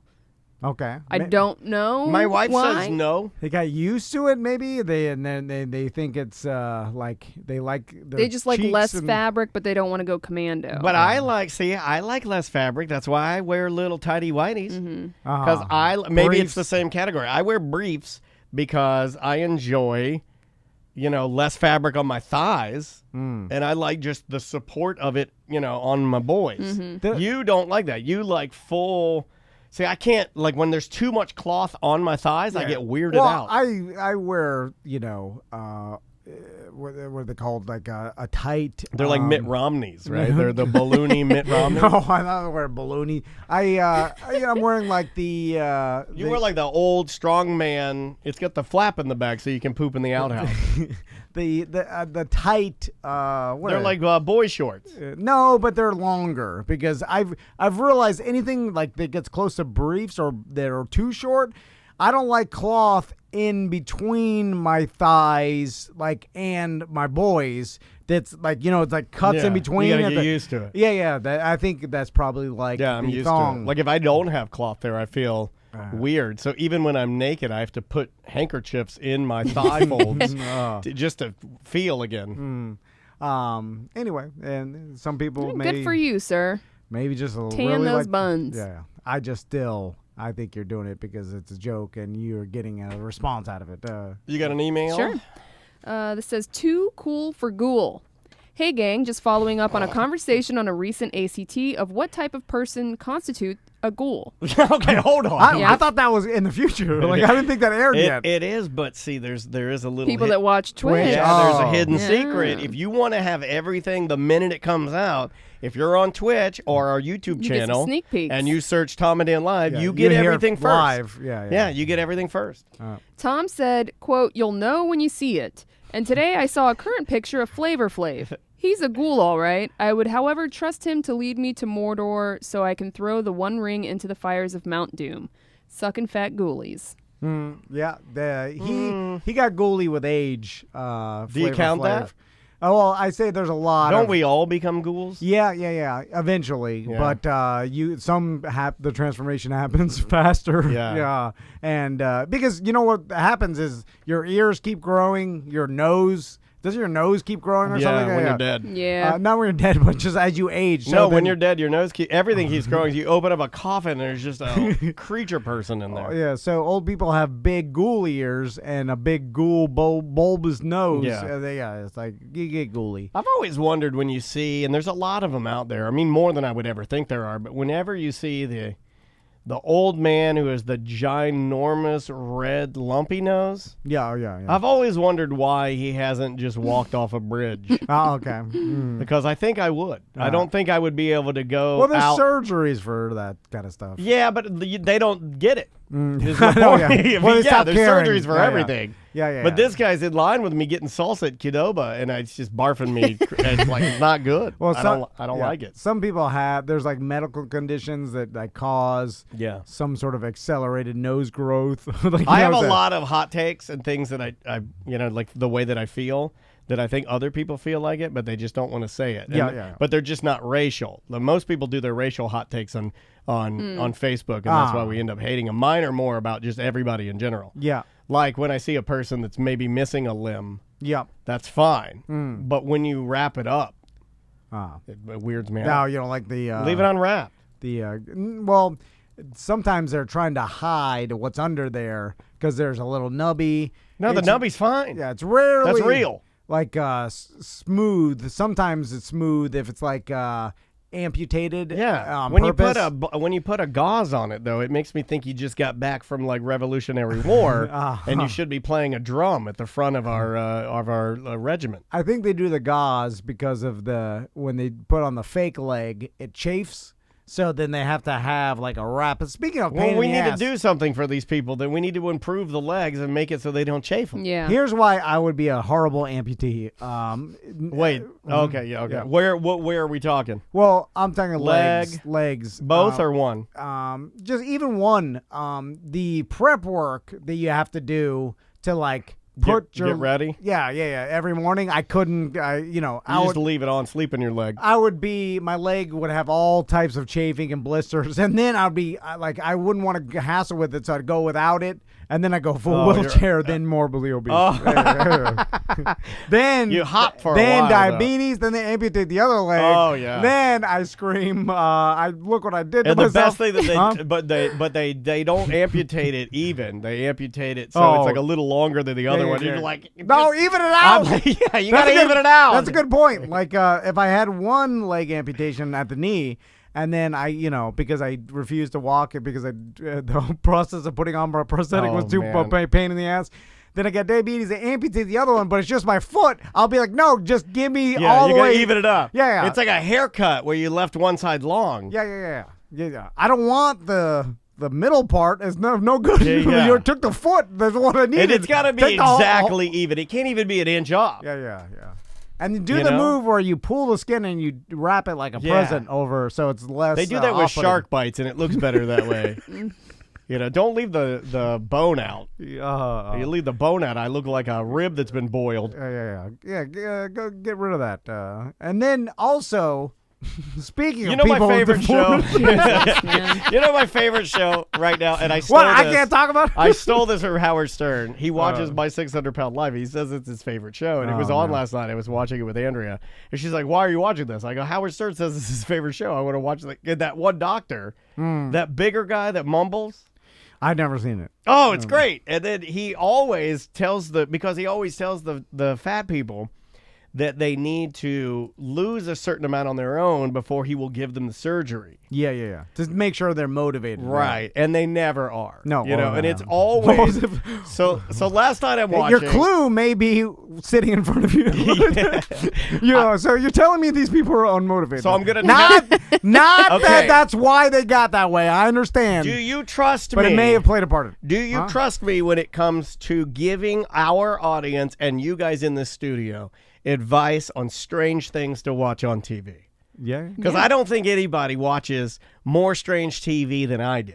I'm not talking about computer or YouTube. I'm an old school old man. I watch QVC and strange TV. And here's what you got to watch when you watch that show.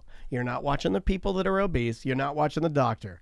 Watch the nurses' faces when they're pushing these people around, but they're being filmed by this camera crew because they're not really as in on it as everybody else. Right, this is just their job. Yeah, this is just their job. And you will watch the uncomfortableness and the laughing on their faces. Like this lady last night, he was telling her, you got to walk a couple steps. Yeah. That's it. She's like 3 steps. But she's like really, really big, so it's going to be really, really hard for her to do that, right? Yeah. But she just wouldn't do it, and she just kept crying. And then so he says in the last 3 months, she only got up to walk 1 time, is what the doctor said. Oh, that's bad. So he's lecturing her in front of these 2 nurses that are like wheeling her, and then the lady's crying.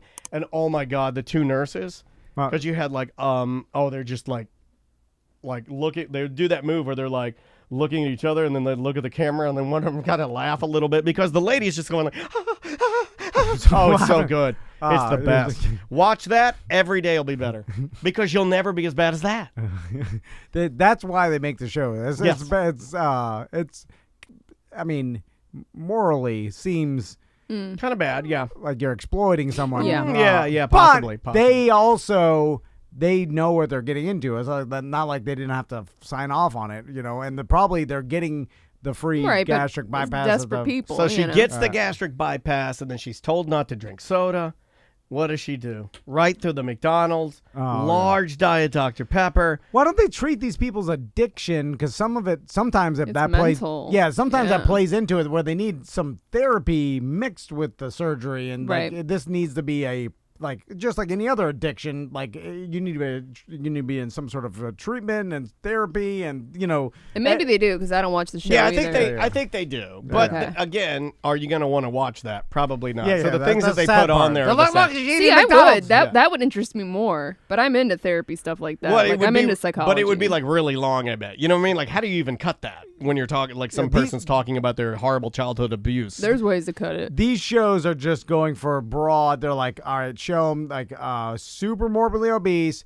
The doctor's orders. People crying. McDonald's. Tries to walk one time. cry. Yeah. Yeah. There's Diet like, Dr. Pepper, and then she failed. yeah. And then everybody's like, yeah. Like, what are we is it? watching? Yeah, what No, is I it? don't think we're yay, because we get to the end and they're like, and she was never able to lose the weight. And then we're like, Oh. yay. Yeah. Like, what are you watching then? Sad. Like, I feel bad for this person. I do too. But I know you love a good scam. You ready for a scam? Tom, Dan, Sam, Butler, and Business Baby. Talking about the guns on the Facebook Marketplace. My wife is a horse person, not in appearance and hobby, but you can't sell livestock, I guess, or animals on Facebook either. So all these horse women just say they've got a lawnmower for sale that eats lawns or trims lawns, and might be 10 years old and kind of rickety or something, but yeah, everybody's got their I did not know that. way to get around the Facebook scams from old Zucky.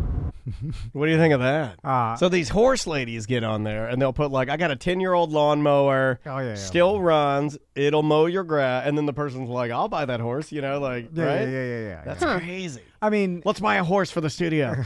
I don't know, man. Horses are I a don't like lot of horses. upkeep. Then we'll put it in here. How much No. damage could it do? A lot. They're mean. Would it kick down the door of the bathroom if we put it in there? Could it get out? It'll get into Butler's candy drawer and then it'll die. Oh no, it can eat a lot of candy. Yeah. Fine. We can It'll feed it. drink the fish tank water. No, we can't. It ate all the coral. It's chopping a $3,000 coral. We can't do that. Hit it. Where's Tom's bat? Yeah, you say hit it. Those things are strong as hell. Oh man, have you seen the Facebook video? Oh, no. Well, maybe we'll go to break with this. We're not. It's a good time, but maybe you look it up, Daniel. Look up guy tries to jump on back of horse and horse kicks him into the air. I saw it recently, and I don't think I'll ever get back on a horse again. Well, maybe it's a meme. Actually, it's a meme, and it's one of those like I'm going into the weekend like this, and there's a guy. And your wife's rubbing off on you. Yeah. Dad memes over here. I see him on No, scrolling. hold on. Huh? You can't do that. You Yeah. can't hate memes and crap all over them for as much as Well, I you don't do. call my and wife then in come and be in like, here and "Babe, tell come me here." to pull up the horse meme. Well, we're doing the show. Like I don't like, Pull up a visual that our listeners can't see. My wife likes to. Is this it? I'm on the couch. I have a blanket. no. Oh, We got kicked right in the sternum. wowie. Oh, apparently this happens a lot. I guess. Yeah, because they're mean as hell. Well, that guy man. was an idiot, Yeah, but Oh, that was bad. Yeah. How he walking it off? It's a- hey, he's good. It's fine. that Slow mo. thing- Ready? Oh, there's Get those feet up. Oh, yeah. Get that real power behind the kick. Man, look how high he is already. I almost kicked his balls. it kicked right Oh, it through did, him. didn't it? Oh, kick right through his It legs. looked like it kicked right through. Oh man. Right between his Boom. legs. Oh. God. In real time, it's bad. Yeah. So there's a lot of people that have tried to mount a horse like that by the run jump. Yeah, don't do that. Oh, here's don't one. get behind them. Here's one in like Saudi Arabia. Oh, It looks like no. some sheep. Is there a helicopter in there? Yeah, it's like a motorcycle. And they got like some ornate. Yeah, a saddle. Oh, don't get near the back. Don't No, go towards do the it. back. You're gonna He's get gonna it. Oh, he made it around. He made it around. He's gonna kick your jewels off your hat. Oh! Oh my God. Stomped his feet. Oh, kicked his Prince balls right. Oh, kicked him sideways. Oh, yeah. They got range, man. I'm telling you. They do. You This know is what's like my new favorite thing. I'm gonna go home and type in Middle Eastern princes being kicked by horses. Oh my God, kick his jewel hat off. Oh my God, that's funny. They got a good sidekick.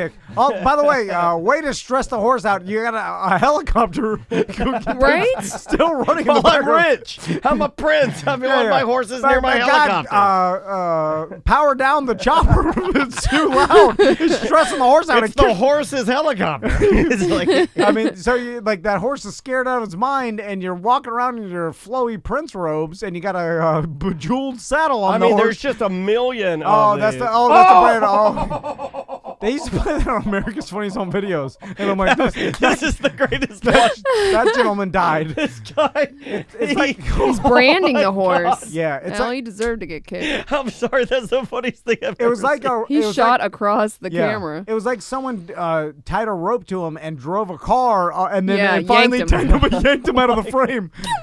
But there's anyway a lot of horse kicking videos, but there's a meme of it looks like a gentleman that may be in his late 20s, and he tries to impress someone by doing the old mount from the back, and then it just kicks him straight up in the air. Because I think the horse, you're surprising it, and then when you use your hands to kind of vault onto the saddle, as soon as your hands touch the horse, because you're trying to do a running start, then it spooks him into kicking you. And horses can kick faster than you can mount. Like, But they're not. Here's the problem with a. Go! Here's the problem with a horse kick. Yeah. It's if I kick you, I mean, there's some flesh there. I got bones, but for the most part, yeah. there's like it's gonna give a little bit. A horse is kicking you with its nail, which is really just a Or it's got horseshoes with literally literally got horseshoes that'll kick your face off. an iron that some blacksmith. I've seen the movies. Yeah. He hammered it out, and then that horseshoe. All right.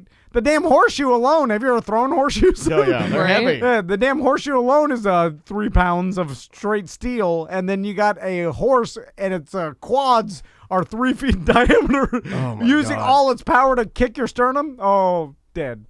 Anyway, Too much. look up horse kicking videos.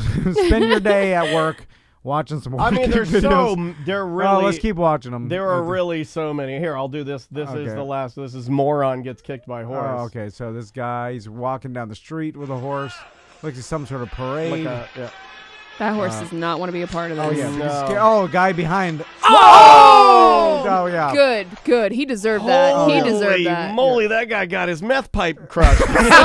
Some random dude came up behind the horse that Yeah, was and being walked Yeah, and then. and started smacking its tail. Oh, He was clapping its ass. Yeah, why was he doing I'm that? drunk. Hit the horse in the Idiot. ass. Oh, he kicked your meth pipe out of his mouth. it just crushed him so good.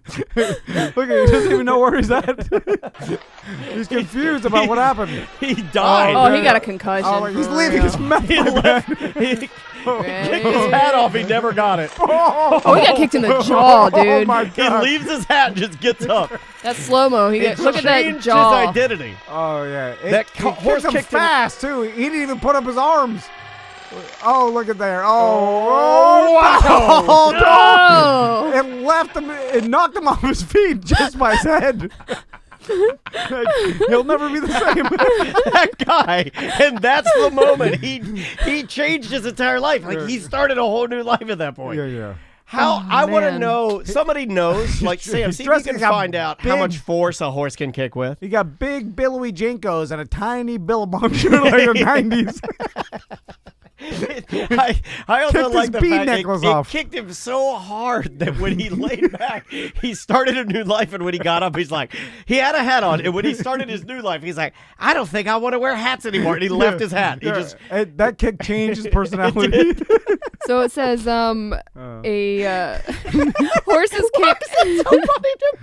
A horse's kick can exert anywhere from 0 to more than 2,000 pounds of pressure per square inch. Oh, my Christ. God. 2,000 pounds psi. With a horseshoe. oh my God. Horse kicking videos are where it's at, man. Oh, my pop-up got kicked in the face by a horse. I got kicked by a pony, and dude, a pony. I got kicked so hard by that pony, the same one I cleaned up all the pony poop. That thing, because ponies are mean. They're the I little think horses. all horses are mean. They can be. Some are really sweet, but this thing was just a cur. It was just a terrible animal. And I was trying to play with it. I wasn't clapping its ass like the meth guy, but and that thing kicked me, and it did the move where it kicked me so hard that I was doing the like, Yeah, knock the wind out of you. and I'm like laying. Oh, Yeah. it hurt so bad, And- and I bruised up real big. There's a misconception that all horses are like the movie horses or like the horses you have encounters with that are like at the theme parks or the cop horses, like the petting zoo, ride the pony in a circle. well-trained, good-bred horses that have you trained Responsible them owners, since birth, treated well. So most people have interaction with those horses. They forget about all the barnyard horses around the world that are just like.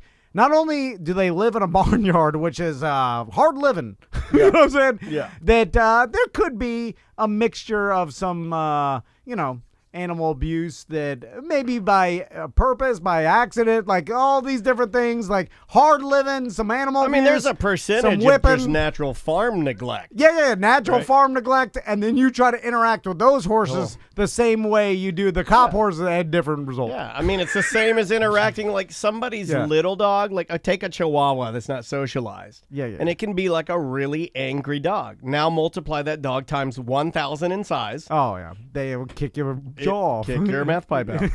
We have to take a break. Yeah. Bye-bye. Anyone's feelings. Yeah, you know what? It's not a lack of empathy. It's a lack of understanding emotion. I've really deep dived this when I get high, and so I'm starting to understand myself more. This sounds super hippie, but by watching my sons grow, and because they have You see some of the traits. yeah, they have Tommy. I'm watching Tommy, and I'm like Tommy, and then I'm understanding who I am through my sons. That's because cool. Sometimes you gotta look from the outside. yeah, and then that's cool. and then like he's like it's so bizarre because You gotta be really dumb to learn something from a 5-year-old. I know. My daughter ain't teaching me nothing. I'm the king. I'm kidding. No, I know what you're saying. They're also better at me than their video games, and this is the first time it's ever happened where they like me if I watch them play a video game because they explain it to me. Like they're playing this Mickey Mouse video game on their Kindle, and they got to this one level where they have to beat the evil witch to save Minnie. And I'm watching the boys try over and over. They've been trying for days to beat the, Let me find out about this game. I might play it. And and then I was like, "Do you want me to beat her for you?" And they're like, "No, Dad, you can't." I'm like, "I could do it. I'm pretty good at video games." You haven't played in how long? But I'm like, I'm better than these kids. I'm better. In this scenario, I support you saying you have. Like, there's no way you're gonna let them. Yeah. I mean, even if you have to snap the Kindle over your legs. I watch. I'm like, you got to jump here. They're like, no, you like they weren't timing it correctly. I'm like, no, you got to time. The ghosts are spinning. You got to run counterclockwise. Anyway, Yeah. I was watching. I was like, You I'll do learned it. this from Mario. Yeah, You're right. well versed in And this. that was horrible. I No. died 5 times in a row, and then they just took it back. And I was like, all right, they're better than me. And I was like, They lost a little bit of respect for you. man. that was a stinger a little bit. Yeah. Anyway, I forgot the original question or point. You're learning things Yeah. from them. Oh, yeah. So I see where Tommy is. Like, he is very, like, he wants what everybody else wants. Like, He's a people pleaser. He's a people pleaser. And I, too, don't care. Like, if someone's like, what do you want for lunch? What do you want? Like, I don't care myself. Whatever is going to make you happy. And it drives my wife crazy because every time she's like, what do you feel like dinner tonight? I'm like, whatever you want. Just make something up, I know. But then when I say something, I'm like, barbecue. Like, everything I really want. She All meat barbecue. Yeah. I mean, So anyway, so I'm like, just get what. Anyway, so people pleaser, and also he like is unemotional, and so like with sad movies, like sad things happen, or things like he just like basically I see he's like dead behind the eyes, just like all right, what's happening? And I'm like, man, I see this, so back to the kid at the door. So when I walked to the door, and this is on a Friday free show, and then the kid saw me, at that point, you have a window in your door? Yes, the window. That's the problem. The window face height in my door. Yeah. That's what I said. You You got to get a solid door, man. I think will be gone in the future. Because of Ring and stuff. If I saw him on the video, I'd be easy not answer. you got to learn how to do that move. I do this a lot where I'm standing at the door and I know the other person's standing behind the door and I'm afraid they're going to come in or open the door. So I reach up and I grab the lock and I gently turn it so they can't hear it. It's not already locked? And then it'll click and then I jump back with my hands up and then Well, they're gonna come in because your I'm afraid house. they're going to grab it and go Right? Same. Then I have to start shooting through the door. So that I Mine's never not locked. See, I got a so. little bit of your paranoia. See, because when the person, the same thing why I make them go through the spiel and Is it the eye contact that you made with the guy and that's why you feel like you need to talk to him? Yeah, because I didn't want to make the kid feel bad or whoever was knocking on the door that I saw them and then still chose not to answer the door. In my mind, if I didn't never answer the door, I would think in their mind they're like, oh, no one's home. But do you think that? But it's crazy. It is crazy. The crazy part of this to me though is thinking enough of yourself to think that child is walking down your street selling magazines, that you not answering your door, him seeing you, that he's going to remember that the rest of his day. No. And he's going to ruin his day and he's going to go home and he's crying himself to sleep. It's that man looked right into my eyes and then he walked away. Yeah, of course. That's why it's crazy. Yeah. He's had 50 people do this, and then also another 50 people actually be mean to him because they're like screaming at him while he's doing this. You'll never do that. Oh, hell no. But so he's hardened. He's a hardened kid by this time because he's been doing this for a long time. I know all of this, but I still don't want to make him feel bad. It's interesting. Yeah. It's also we all have our little bit of crazy. It's why I let the waiter or waitress go through the daily specials, even though I know I'm not going to order any of them. I've never seen you send a meal back. I've never seen, even if they forgot something, if they forgot like your sour cream and a quesadilla, you're not going to ask for it. It's why I sign up for every promotional code that every corporation has. Oh, we're getting the Sentinel again, by the way. It's coming. Are to the you back. serious? No, I'm just joking. Oh, just my he God. got so yeah, mad. I know. I almost got punched in Dude, the face. I'm not joking. I'm calling him today. You're gonna see Should we record this for yeah. like special content? okay, so I this don't know is if we could air it. You know what? This guy's got No, fire in his maybe eyes. throw it in the app for the BDMs now. or something. So I don't know Video. this to be true, but so I'm getting now calls from a collections agency that now has a $30 debt from an Orlando Sentinel subscription that I never wanted or I can't. So I paid for one Orlando Sentinel subscription. Yeah. Remember, I couldn't say no to a guy at Ace Ace Hardware. Hardware. We started getting it here. Yeah, he gave me gift cards, and I was like, I don't. Yeah, and I felt bad for him, so I signed up. Literally, I don't want the newspaper. I'll never open it. I'd never read it. Why would I want that? Literally because I felt bad for the guy, and he kind of begged me. He's like, "Come on, bro!" Like, and I was like, You should have okay. asked him how much commission he gets for his sign up and just given it in cash. I to know, him I know. if Because you felt bad. yeah, you're right. I should have just been like, here's $5. Just- Like, yeah. you're homeless. That's Like, not a bad idea. Yeah. I should have Because done. how much was the subscription? It was like $35. Yeah, it was like $30 for the year. Actually, they were running a promotion, so I only paid $13. So that was for, but maybe it Should have wasn't. handed him a 20, called it a day. I know.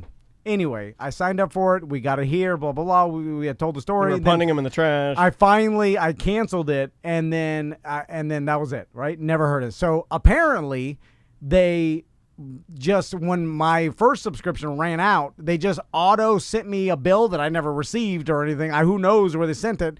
And then since I didn't pay for that, and now I haven't been getting the newspaper or anything, they sent sold that debt off, that subscription debt, to a collections agency. I have a theory that this is how they're staying alive. Obviously, the newspaper's having a rough go at it. yeah, not as popular. And if now this could not be true, like this could be true, could not be true, but if it is true and you are like selling debt off to collections agencies to make your money now to try to save your failing business, please don't do that. Please just fail. Because you're hurting a bunch of people that it makes no sense to. You're hurting their credit. Yeah, this is a horrible thing to So do. you're Yeah. calling them You know. today to get to the bottom of it. Well, now I'm screwed because they've already sold the damn debt off. So I'm sure I'm going to call them and they're going to be like, "Well, we sold your debt off. That's your Well, business but with if them." but if you cancel the subscription, Right, it is exactly. on them. They better make it right. Well, then who? Like, I've already played through this in my mind. Who am I actually going to talk to that's going to resolve the situation? Oh, I hope it's Bob from the storage. He's got a second Because job. for sure they're going to be like, Bob speak. I speak to 600 people a day. they're going to be like, we have no record of, Oh, that was of good. canceling your subscription. I'm sorry. And then I'll be like, well, where are you? I never got the dang. I canceled the newspaper. I never got the ding dang.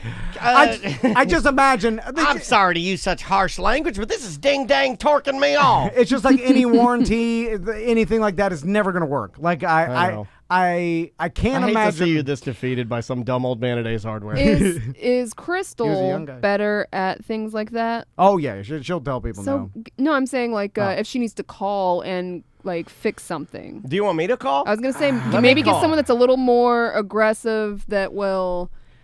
I might be too aggressive. Yeah. Because you have to kill them with kindness. But I imagine that You do until they get to a point where they're like Bob or something. Yeah. And then you got to start demanding like, let me talk to your superior. They finally gave me my money back. Old, Be a Karen. old Bob. right. So that you got it back, but then next month they're gonna charge you. I know. It's gonna happen again. And so September just hit, buddy. So I want to call Orlando Sentinel and say like, okay, I canceled this. Why'd you send it to collections? And they're gonna be like, what are they gonna say? Like, oh, well, my bad. Tell Well, them you're gonna no, sue well, them, and But they put know that's them not under. Well, no, they should have a record of your account going to Yeah, because they are going to collections. ruin your Yeah, credit. They're going to keep that I mean, maybe stuff. not with a $30 debt, but they potentially. I mean, they're going to affect Oh, it. it has an Yeah. effect Yeah. for sure. There's a ding on it for some dumb.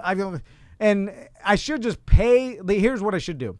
No. My No, time- don't no, cave in. You But should my not time- pay because that's what they're counting on you Yep. doing. That's why they I know. didn't cancel it when they Terrible should have business. canceled I it. know. But if I just paid the collections agency, then this would all stop, and then I They're go on with robbing my you life. blind, Yeah, I Tom. know. And Do it's- not give them a dime. It is right. But the No, problem. the Sentinel should pay Yeah, the they collection should. agency because Absolutely. you canceled. I heard you on the phone. Yeah, no, I know. I was That's there. their We bet. were all there. Yeah. You've got 4 witnesses. Yeah, and not only We're that, taking this to the court, baby. why'd they re-up my subscription and then send that to collect? I never. Like, even I never get the gave news- consent for you to charge me again. There's no physical newspaper at any of my Right. residences. So there was like, Never gave you consent, and I never got the product. Yeah. Well, we still get it here and the bills, but I just hide them from you so I can continue this because the longer this goes, the more content we have for the show. What if you found out that all the bumbling in your life Oh, it's was fabricated by me?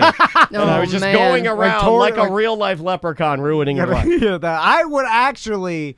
Would you be like, oh gosh, this guy right here, I'm on camera? No, seriously, I would have a sense of relief, right? Like, because you'd be like, it wasn't me, like this whole time, you know. Like, Yes, I'm free. Because the whole time I'm like, what's wrong with me? Why am I like this? This is I'm taking medication. I'm like, can that solve it? Like, I'm just more awake. But It's like I tell you all of that, and then you're like, all right, I'll stop putting the syrup of Epicac in your drink every day to make you think you're dying. Like we're just trading different ways we're torturing each other. What is that called? Munchausen's? Yeah. By proxy? When the parent constantly has their kid sick. Slightly poisons them let's so they start- can take care of them the rest My of their lives. God. Let's start What kind of doing- monster are you people? Let's start doing something like that with Butler. Because he's Put not it in his cookies. and He's his not sweets. here. No, I don't want to poison him or anything. Oh. But this is the perfect time for us to prank Conspire him good. against Oh him? yeah. I've been wanting to prank Butler. I know you have because he's a perfect. He's been pranking you crazy. Oh We yeah. do yeah. need to come up with a good prank. Yeah. Well, I mean, Let's put our heads we together. can't prank him and make him think he's fired because that's every day. Right. And that obviously doesn't affect him at that's all. zero. No, Like he literally knows Tom's not gonna do doesn't nothing. even move the needle. You know? So I thought about this, and you want it because I'm a big fan of scare tactics, right? oh man. So I thought, like, we always scream, he's got a gun. Like, I thought about hiring an actor or hiring, like... no, you need a real guy. Yeah, well, I thought about getting, like, a We need- Remy or a Tuttle. No. Like, No, Tuttle could no, probably do because it. they're too off the walls. No, I don't trust either one of them Oh, to pull off a prank. Well, the thing is, I want to hire some, person to pretend like they're coming in here to kill us. How about not here? How about at Butler's house? Well, then... Don't mess with his wife. Yeah, but then... Yeah. Yeah, No, her where he's wife alone. kills Tuttle with her gun, and then I run in there, I'm like, no! And then, It's a joke! But then there's a joke on And me. they're like, surprise! yeah. They do that on scare tactics. Like, Yeah. they pretend like the person's going to film a prank, and then the prank's actually on them anyway.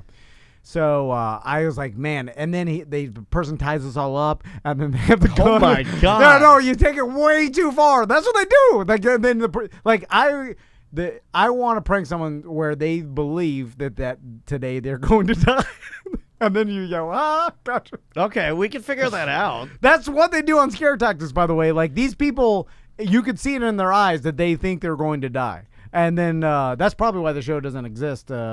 Because it went too far. But it could go terribly wrong, and like Butler attacks the person. Well, and he is a seriously chopper. injures them exactly. Yeah, that's true. Yeah, but I think he doesn't have the balls to go like a gun-toting Normally- crazy person. I think a chopper does because they don't You're right. think before they Well, but act. normally here, if I say something, he'll be like, "What?" And then it's very. You and then gotta I get ex- him when he's real And stoned then I blown. explain it to him, and I realize he's not understanding anything I'm saying. You gotta do it right before a Friday Free Show when he's real stone blown. Yeah, he's pouring his shots. and Spilling But then everywhere. maybe he's you won't outside know. pacing the sidewalk, reading That's his because he's hitting his toast, toot pin. hitting his. It's like, yo, Tuttle's gonna kill us. We're like, God, he's not even scared. Hey guys, hey, I'm sorry. Was Tuttle scheduled for today? I may have messed this up, but he's here to kill us. Did you What do you want me to say? What do you want me to do? Just go get some super glue in public. Curtains fell down. Oh, thanks. Great job. They got that tape still working up there. It's holding up. The only thing I told him to do before he left on vacation. Did You you really? forgot. You gotta deal with that one. He just forgot. Now It's you have to get the super glue, and then you I have can't to reach it. You have to Like this. do it for him, and then he'll do And then it. I look at it. I'm like, good job. Oh, gotta go. It is another corporate time with Tom and Dan. I'm Dan. I'm Tom. Samantha, our producer's here. Hello, Sam. Hello. I love your hair, Thank you. and it's not fading. And I think, well, when we bring up our next guest, and we will very soon, you and I will have the most boring of the hair colors, namely mine, because at least yours is big and kind of Conan O'Brien-y. Pompadour. Yeah, you poofed it. Yeah. Now, I don't know why you've decided. Are you growing your hair out? No. Like old school Drunky the Bear style? No. Because I know his wife would like for him to grow his hair out. Well, she likes it. Yeah, she loves it long, and he's a little hunkier now, like he's lost weight. So I think you with long hair, you just kind of look like the Witcher if he like dropped his sword a lot. Do I look like the Witcher dropped the sword? Yeah, you look like Witcher, That's bumbling funny. Witcher is you. But maybe I should dye it. What color? White. Snow White. Okay. Like, So you look like the Witcher. like I go like there's people that do that. They Girls do it. I love it. When girls do it, I think it's so hot. You're talking about the silver. When the girls do the silver hair, I'm a sucker for ladies with silver hair. Not the older ones, younger ones. I like really, really, really young girls that look like old ladies. That's fine. Hey, let's go to our guest. On that note, let's transition. And this particular person, I know you and I are a huge fan of. Yeah. Because I don't believe it'd be possible to not be a fan of this particular person. Yeah. She's She's super sweet, super talented, and always doing something creative. It is our good friend and technically our boss on Real Radio, NaomeBradshaw.com. I'm your boss? Well, I don't know. I guess nobody's technically our boss. Yeah. But the closest we could get would be Jack, and then you're kind of in charge of Jack. So Thanks. I feel important now. yeah, you've always been important. And hey, congratulations on singing national anthems for Orlando City, because have you seen the team lately? They're actually damn good. I certainly have, and I'm very proud of them, and that's why I'm sporting my purple hair Kabam. during the playoffs. And look, it's working. Yeah, I'm the good luck charm. Yeah, we played well again last night, man. Hey, 1 point on the road, I'll take it. Naomi, how many national anthems have you sung for Orlando City? Have you kept track? No, I have not kept track, but I can tell you that I do have a photograph that Mark Thor took from the Citrus Bowl, and I'm singing the anthem quite passionately, and I'm lifting my arm up in my fist pump like I do always. Yeah. And you can see 4 people behind me. So that's how long it's been. Yeah. Since before they got MLS status. Yeah. I mean, it's been a lot of that. How many do you think like national anthems have you sung in front of large crowds since you started doing it? I mean, has it been over 100? Maybe 100, I think, because the reason I started doing it is because I was afraid of it. And I would have such a physical reaction. Literally, I'd be singing and my hand would be going, I'd have to go like this with the microphone. I was so dang scared. And I have 3 brothers in the military. And I thought, dang, Naomi, if you can't even do a 3-minute song without freaking out. So I made myself keep doing it until now it's just become like breathing. Yeah. And it's one of the absolute most difficult songs to sing. And most vocalists will tell you that, given their druthers, they'd rather sing pretty much anything than that. Well, that, and then also mix that with your being in a giant stadium-like environment or arena. Hear yourself, the echo. The echo. People discount the echo. When me and Daniel used to do announcing from Orlando City, it would stop me from talking if I didn't have the earpiece. And hearing the echo would literally like short circuit my brain and just stop it. It used to throw off our equilibrium a little bit. Almost makes you crazy. Yeah. So it's a difficult thing to do, and you do it well, Naomi. Well, thank you. Well, Naomi's here not only to talk about how talented she is of a singer, but in recent months, I have learned how talented she is as a storyteller and a blogger. And tell us a little bit about your blog, because am I correct in thinking that sort of this journey that you're on and this blog that you're writing kind of led you to another project you're working on, which is a movie? That's right. Well, the blog is at tracingtrauma.com, and just the fact that was available on all social media platforms, Facebook, Instagram, and Twitter, we bought it right away because that was a sign. And it started out with me tracing my family tree. Then I was going to write a book about it. Yeah. I was interested in epigenetics because of finding out where the trauma came from, because I was raised in foster homes and group homes and things like that. So I didn't really know where I came from. So that's where it kind of began.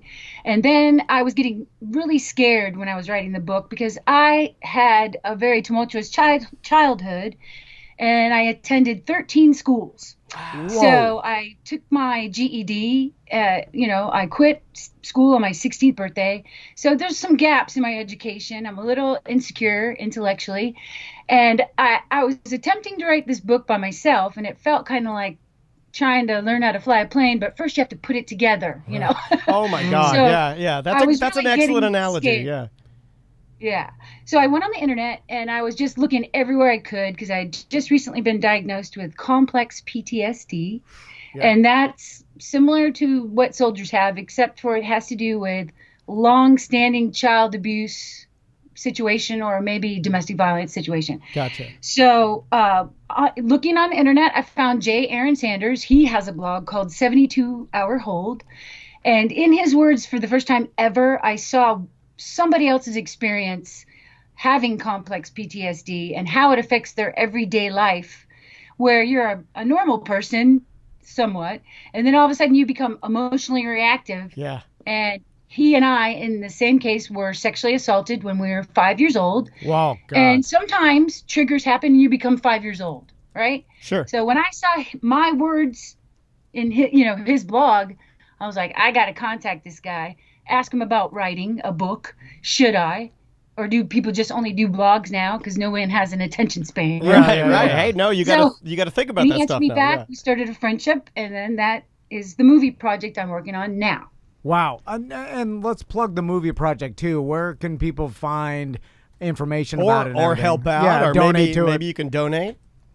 Right. Well, the campaign that we're having now, we're trying to raise support for making the movie, and garagemovie.com is where you can go to find out all of the information about that campaign.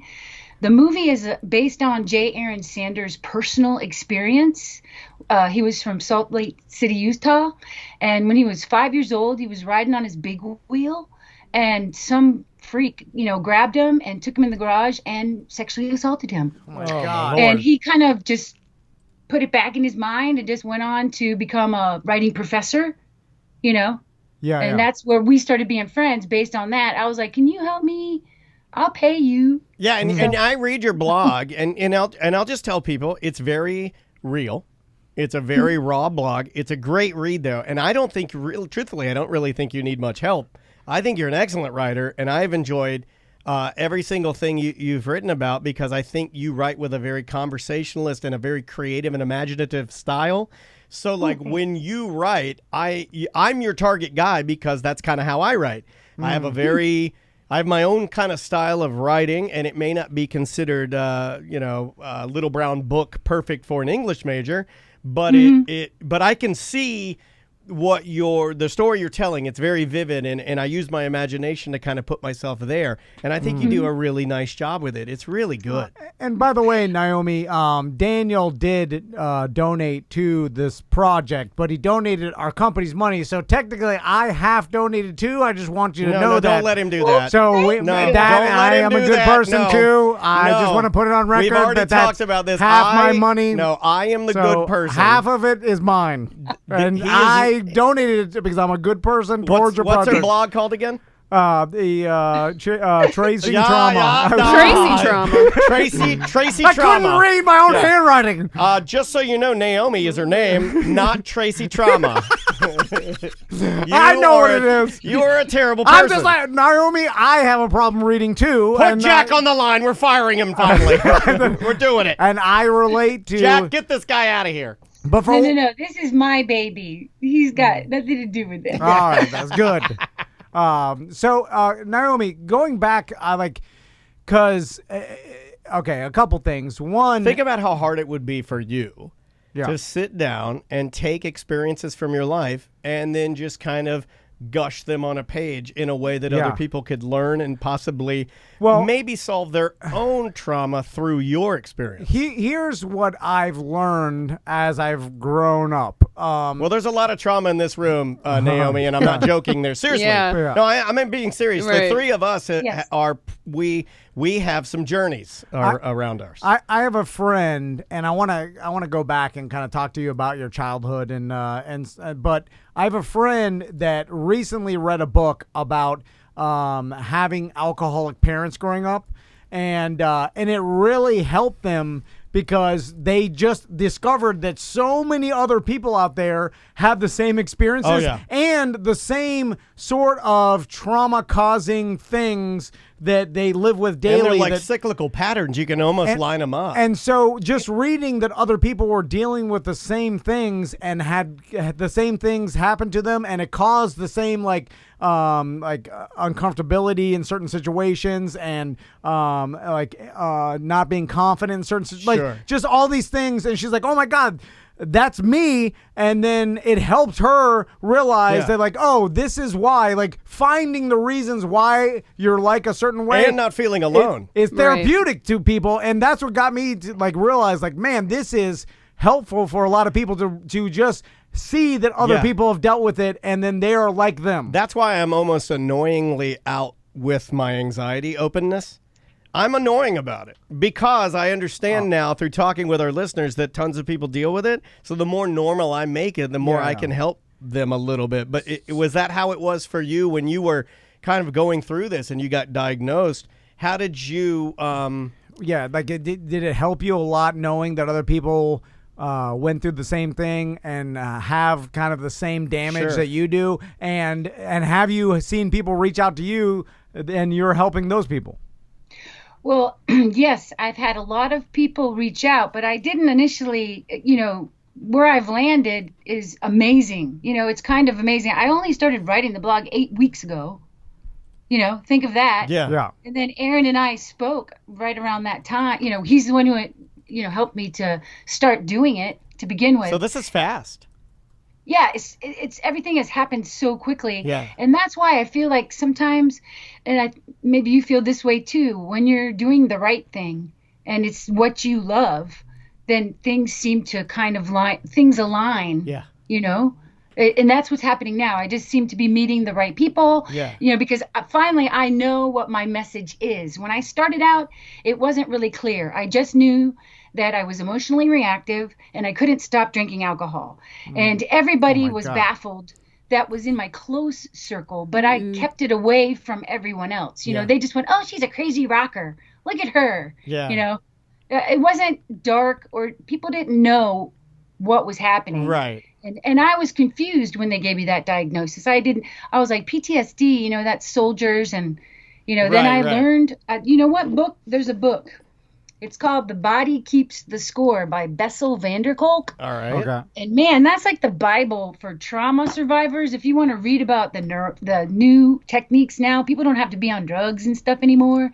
You can, they do like EMDR therapy. I do that right now. Yeah. Yes, it's so amazing. Imagine if that was in the prisons, man. And if we can get to kids before these issues, because many people don't even start showing these bad behavior symptoms like DUIs, failed marriages, and things of that nature until they're much older.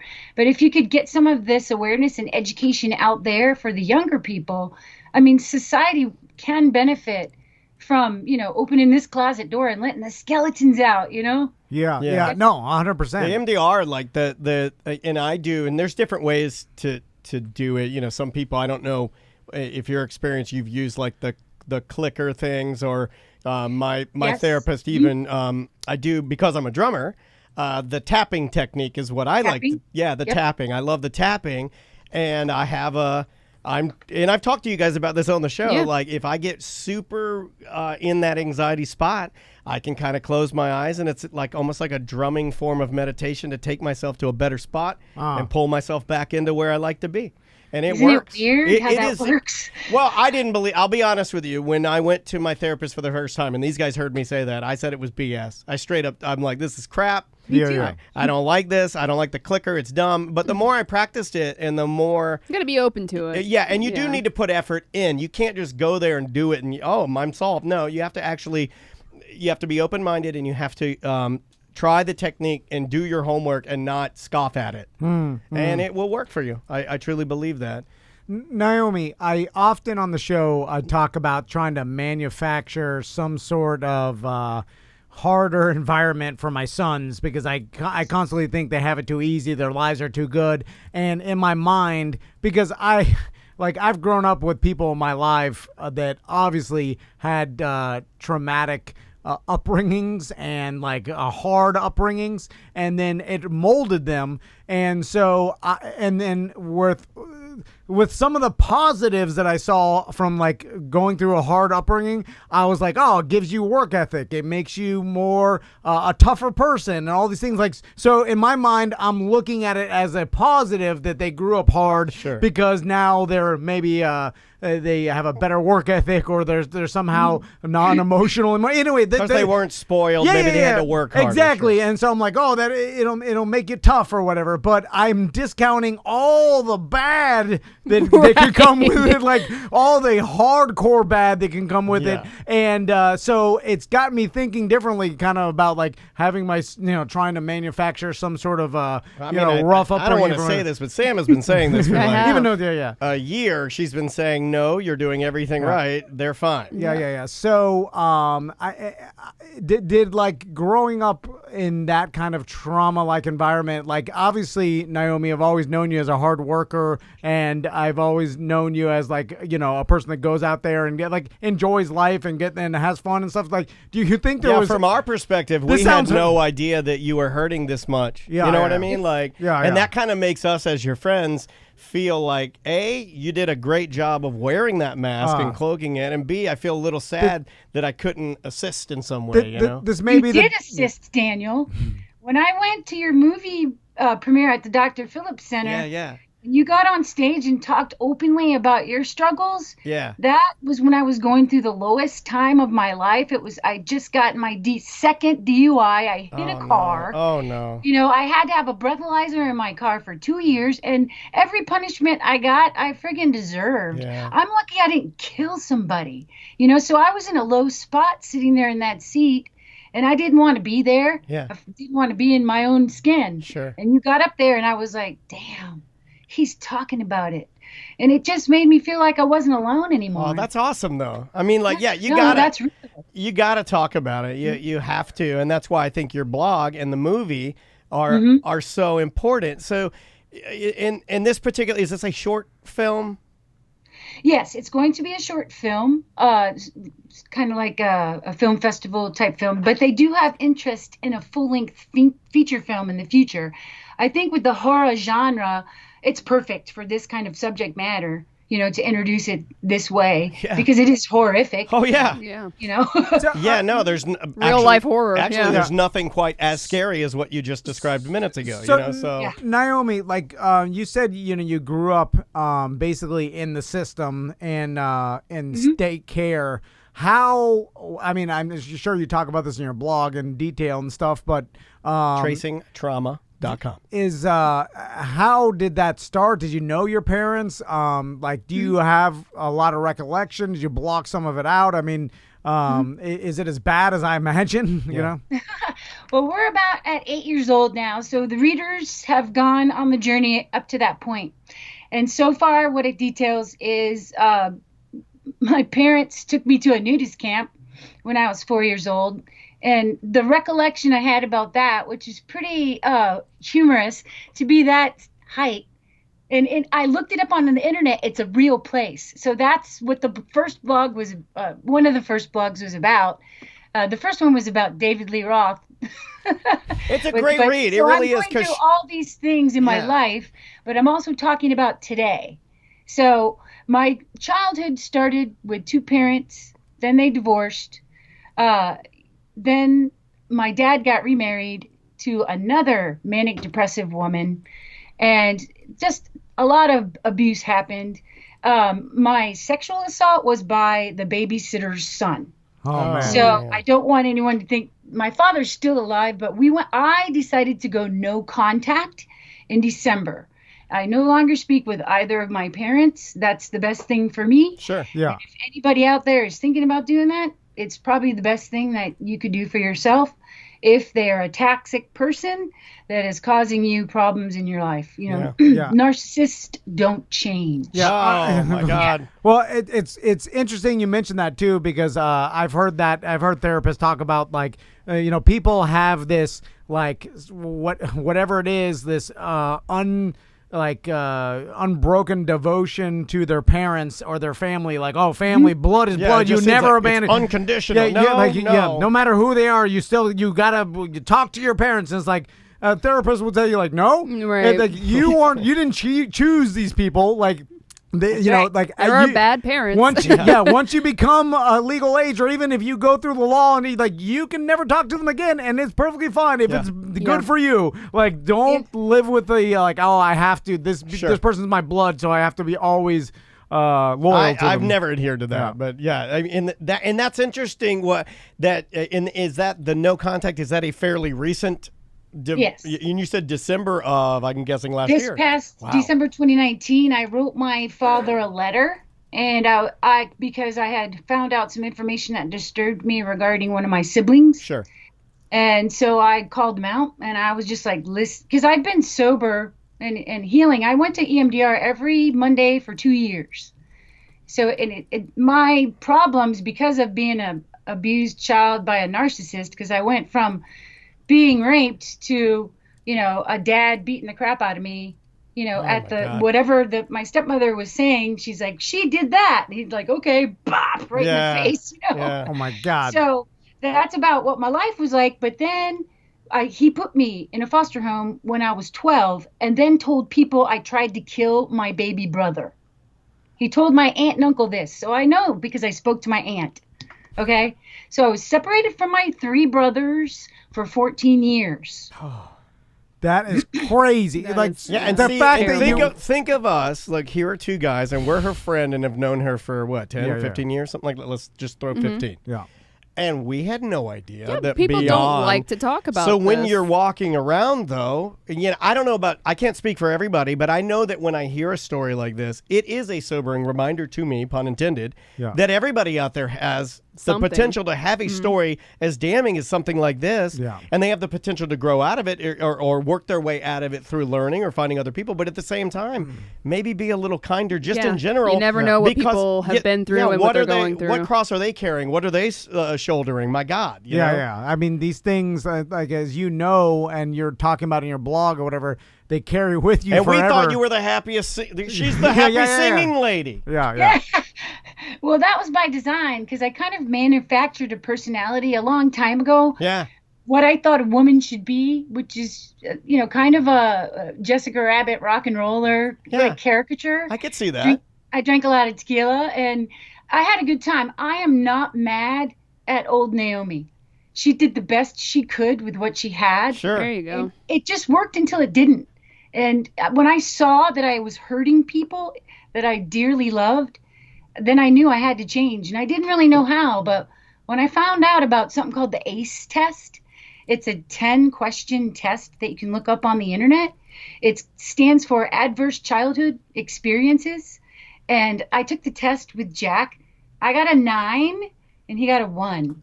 Because his dad died when Jack was 8. So, that was his trauma. But I had 9.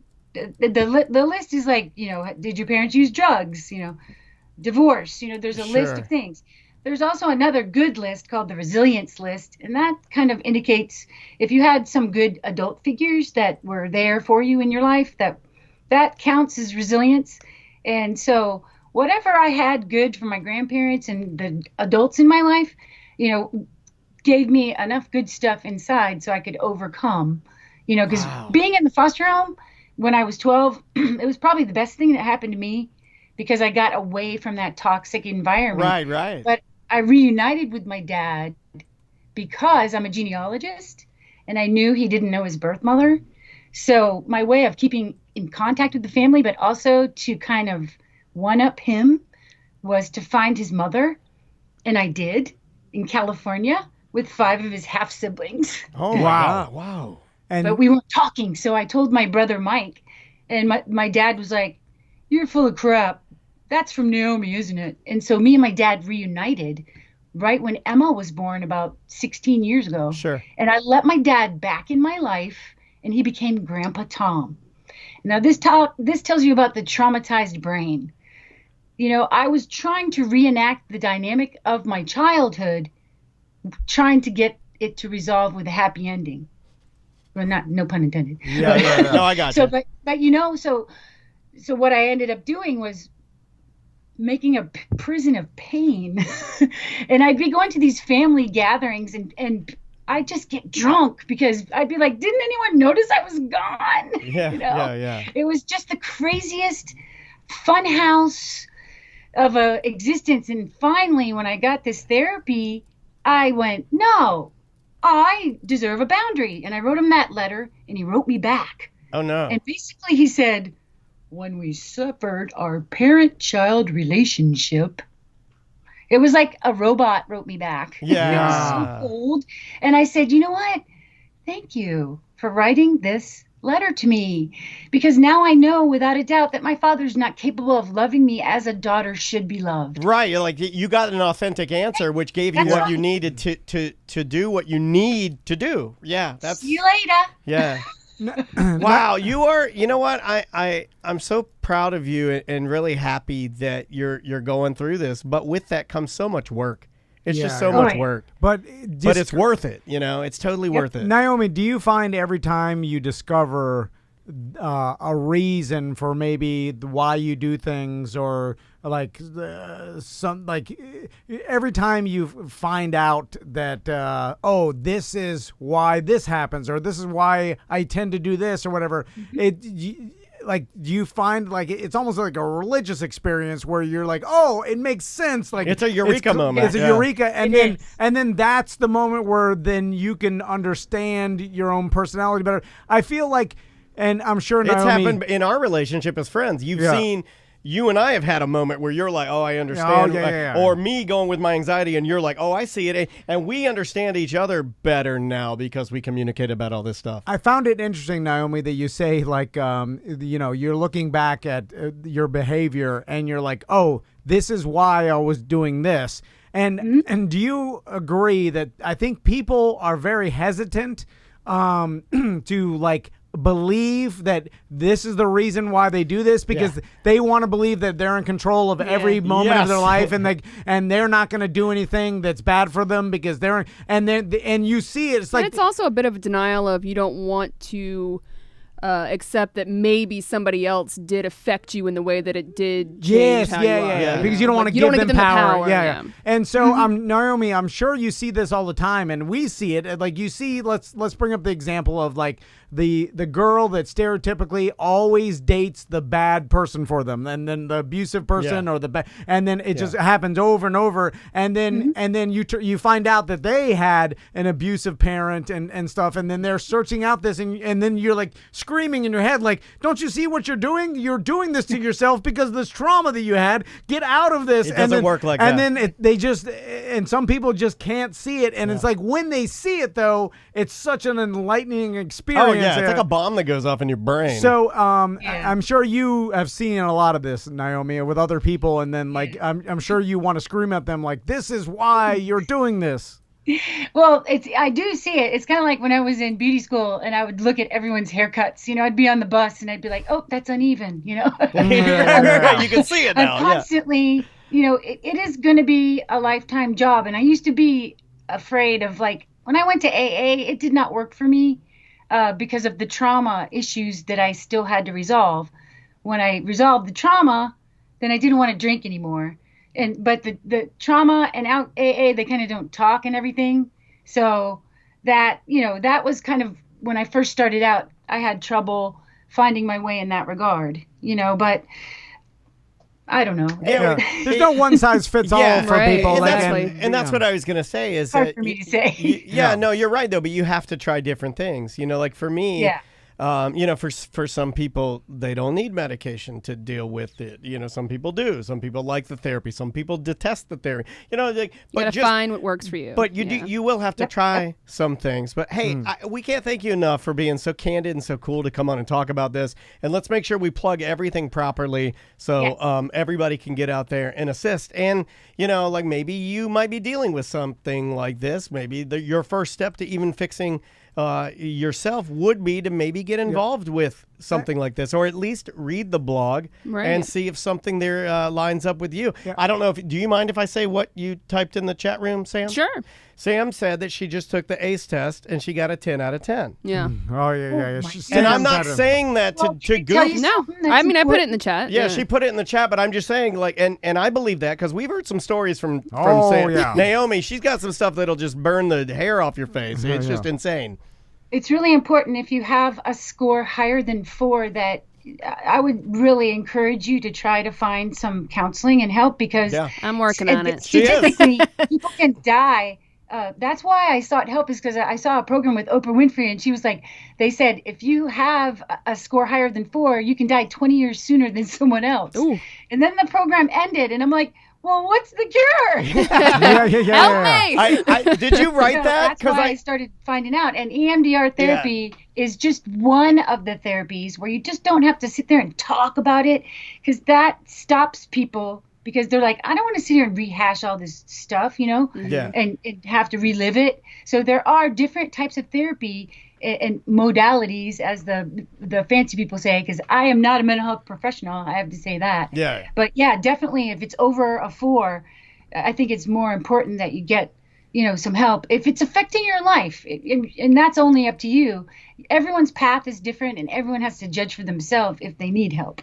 Naome, Agreed. Do you get mad when you come across someone that you talk to them like, yep, I had a normal childhood, both parents still married, Happily. I eat lunch on Sunday every day. We have a Sunday dinner together. We got some kid like they just describe their childhood as like a stereotypical like 2 parents, like a good jobs, nobody's an alcoholic, nobody's dead. Like you just like you went to college, you went to school. People are hard to find, Tom. I know. But it turns out most people have some sort of trauma. Yeah. But you find those white whales of people. You're like, oh my god, you had nothing. But even their grandparents, like my great grandmama's still alive. You're like, oh my god, no death, nothing. Naome, I'll give you one, and we don't even think this guy's real. But John Bustecker, I can't find the trauma. Yeah. He seems like a Why did he eat Thanksgiving at my house if he has such a great family? Yeah, you're right. There's something.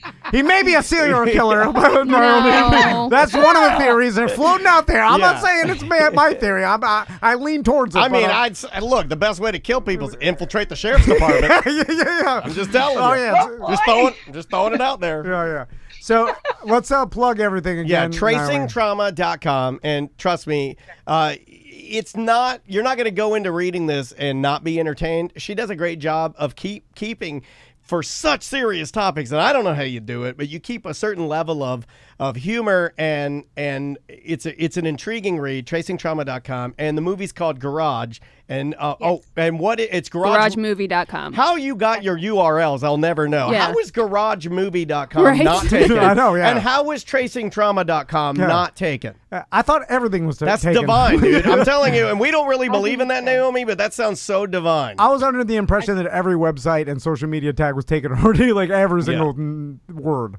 Well, every other idea I tried was taken. This is the first time that it was like available immediately, and that's what I said. If things seem to be flowing right, then I go with that. If I keep hitting the wall, I take a left. Yeah. A couple of weeks ago, I bought a URL because I had an idea that my clothing line called swanfarts.com it was an Orlando-based clothing line called Swan Farts, and it's the swan emoji from Apple, and then the wind emoji from Apple, and it's Swan Farts. Yeah. I saw the GoDaddy. I saw the $180. Bad purchase. But hey, we love you so much. Thanks so much for being on the show, and good luck with everything. And hey, check in with us again when we get closer to the movie being made and stuff, because we want to talk more about it. Yeah, I'll be on pretty soon putting together a broadcast with Tuttle with a bunch of guests that Nice. have yet to be confirmed. And so I have that coming up. So I'll definitely send you an email and keep you up to date. Please do. Well, take care of yourself, and thanks again for being on the show, and we'll talk soon. Thanks. I love you guys. Love see you you too. now. That is our good friend NaomeBradshaw.com. And again, check out her other website, tracingtrauma.com. Yeah, See, man. not as heavy as I thought. It's pretty heavy. It is. But you start looking back at some people's childhoods. We do it with Samantha, and you're like, oh my God. She's not joking. She got a 10 out of 10. I did. Yeah, you know like, what? "Ooh." I'll take mine during Didn't the wanna- break. Yeah. Didn't want to pass that I'll- with flying colors, but I I'll- kind of knew that it was I'll going to be take high. mine too because I don't think I'm Yeah. not really a trauma guy. No. I'm an anxiety guy. Yeah. And they can be different. Oh, or yeah, they yeah. can be related. It's one of a kind, folks. Yeah. It's all one of a Because, kind. Yeah, I think you had a pretty I I had a great childhood. I had a good childhood. Is that my dad died at 10, and then things kind of unraveled. But if I had to guess, just from the questions I read, you're probably only going to get a 1 or 2. yeah, I'll probably get a Bradshaw 1. Just from a parent dying. Yeah, but other that's than one of that, them, yeah. There's no abuse, no I didn't. There was no But after looking at the chat room, and they were being really, hey, and let me just throw this out there. I really appreciate our Twitch guys, twitch.tv/TomAndDanLive, because there wasn't one joke. There wasn't one Right. BS No one was crap. disrespectful. There was no disrespect. There was no garbage thrown. They took it seriously. And that they were- David Blaine balloon boy. yeah, no, but there were people. Yeah, that was funny. But there were people in there actually taking the test, and some people in there, I have the feeling, could actually benefit Yeah. from this. So yeah. that just makes me proud because look, I love making jokes all the time, but I really get serious when it comes to mental health. We all do. Get your mental health right. I mean, you Oh, gotta I work. thought you were going to pull a Ruth from Ozark. Get your mental health in order. You almost did it. All right, we're gonna take a break. During the break, we'll take the test, and then we'll come back right. and finish out today's corporate time.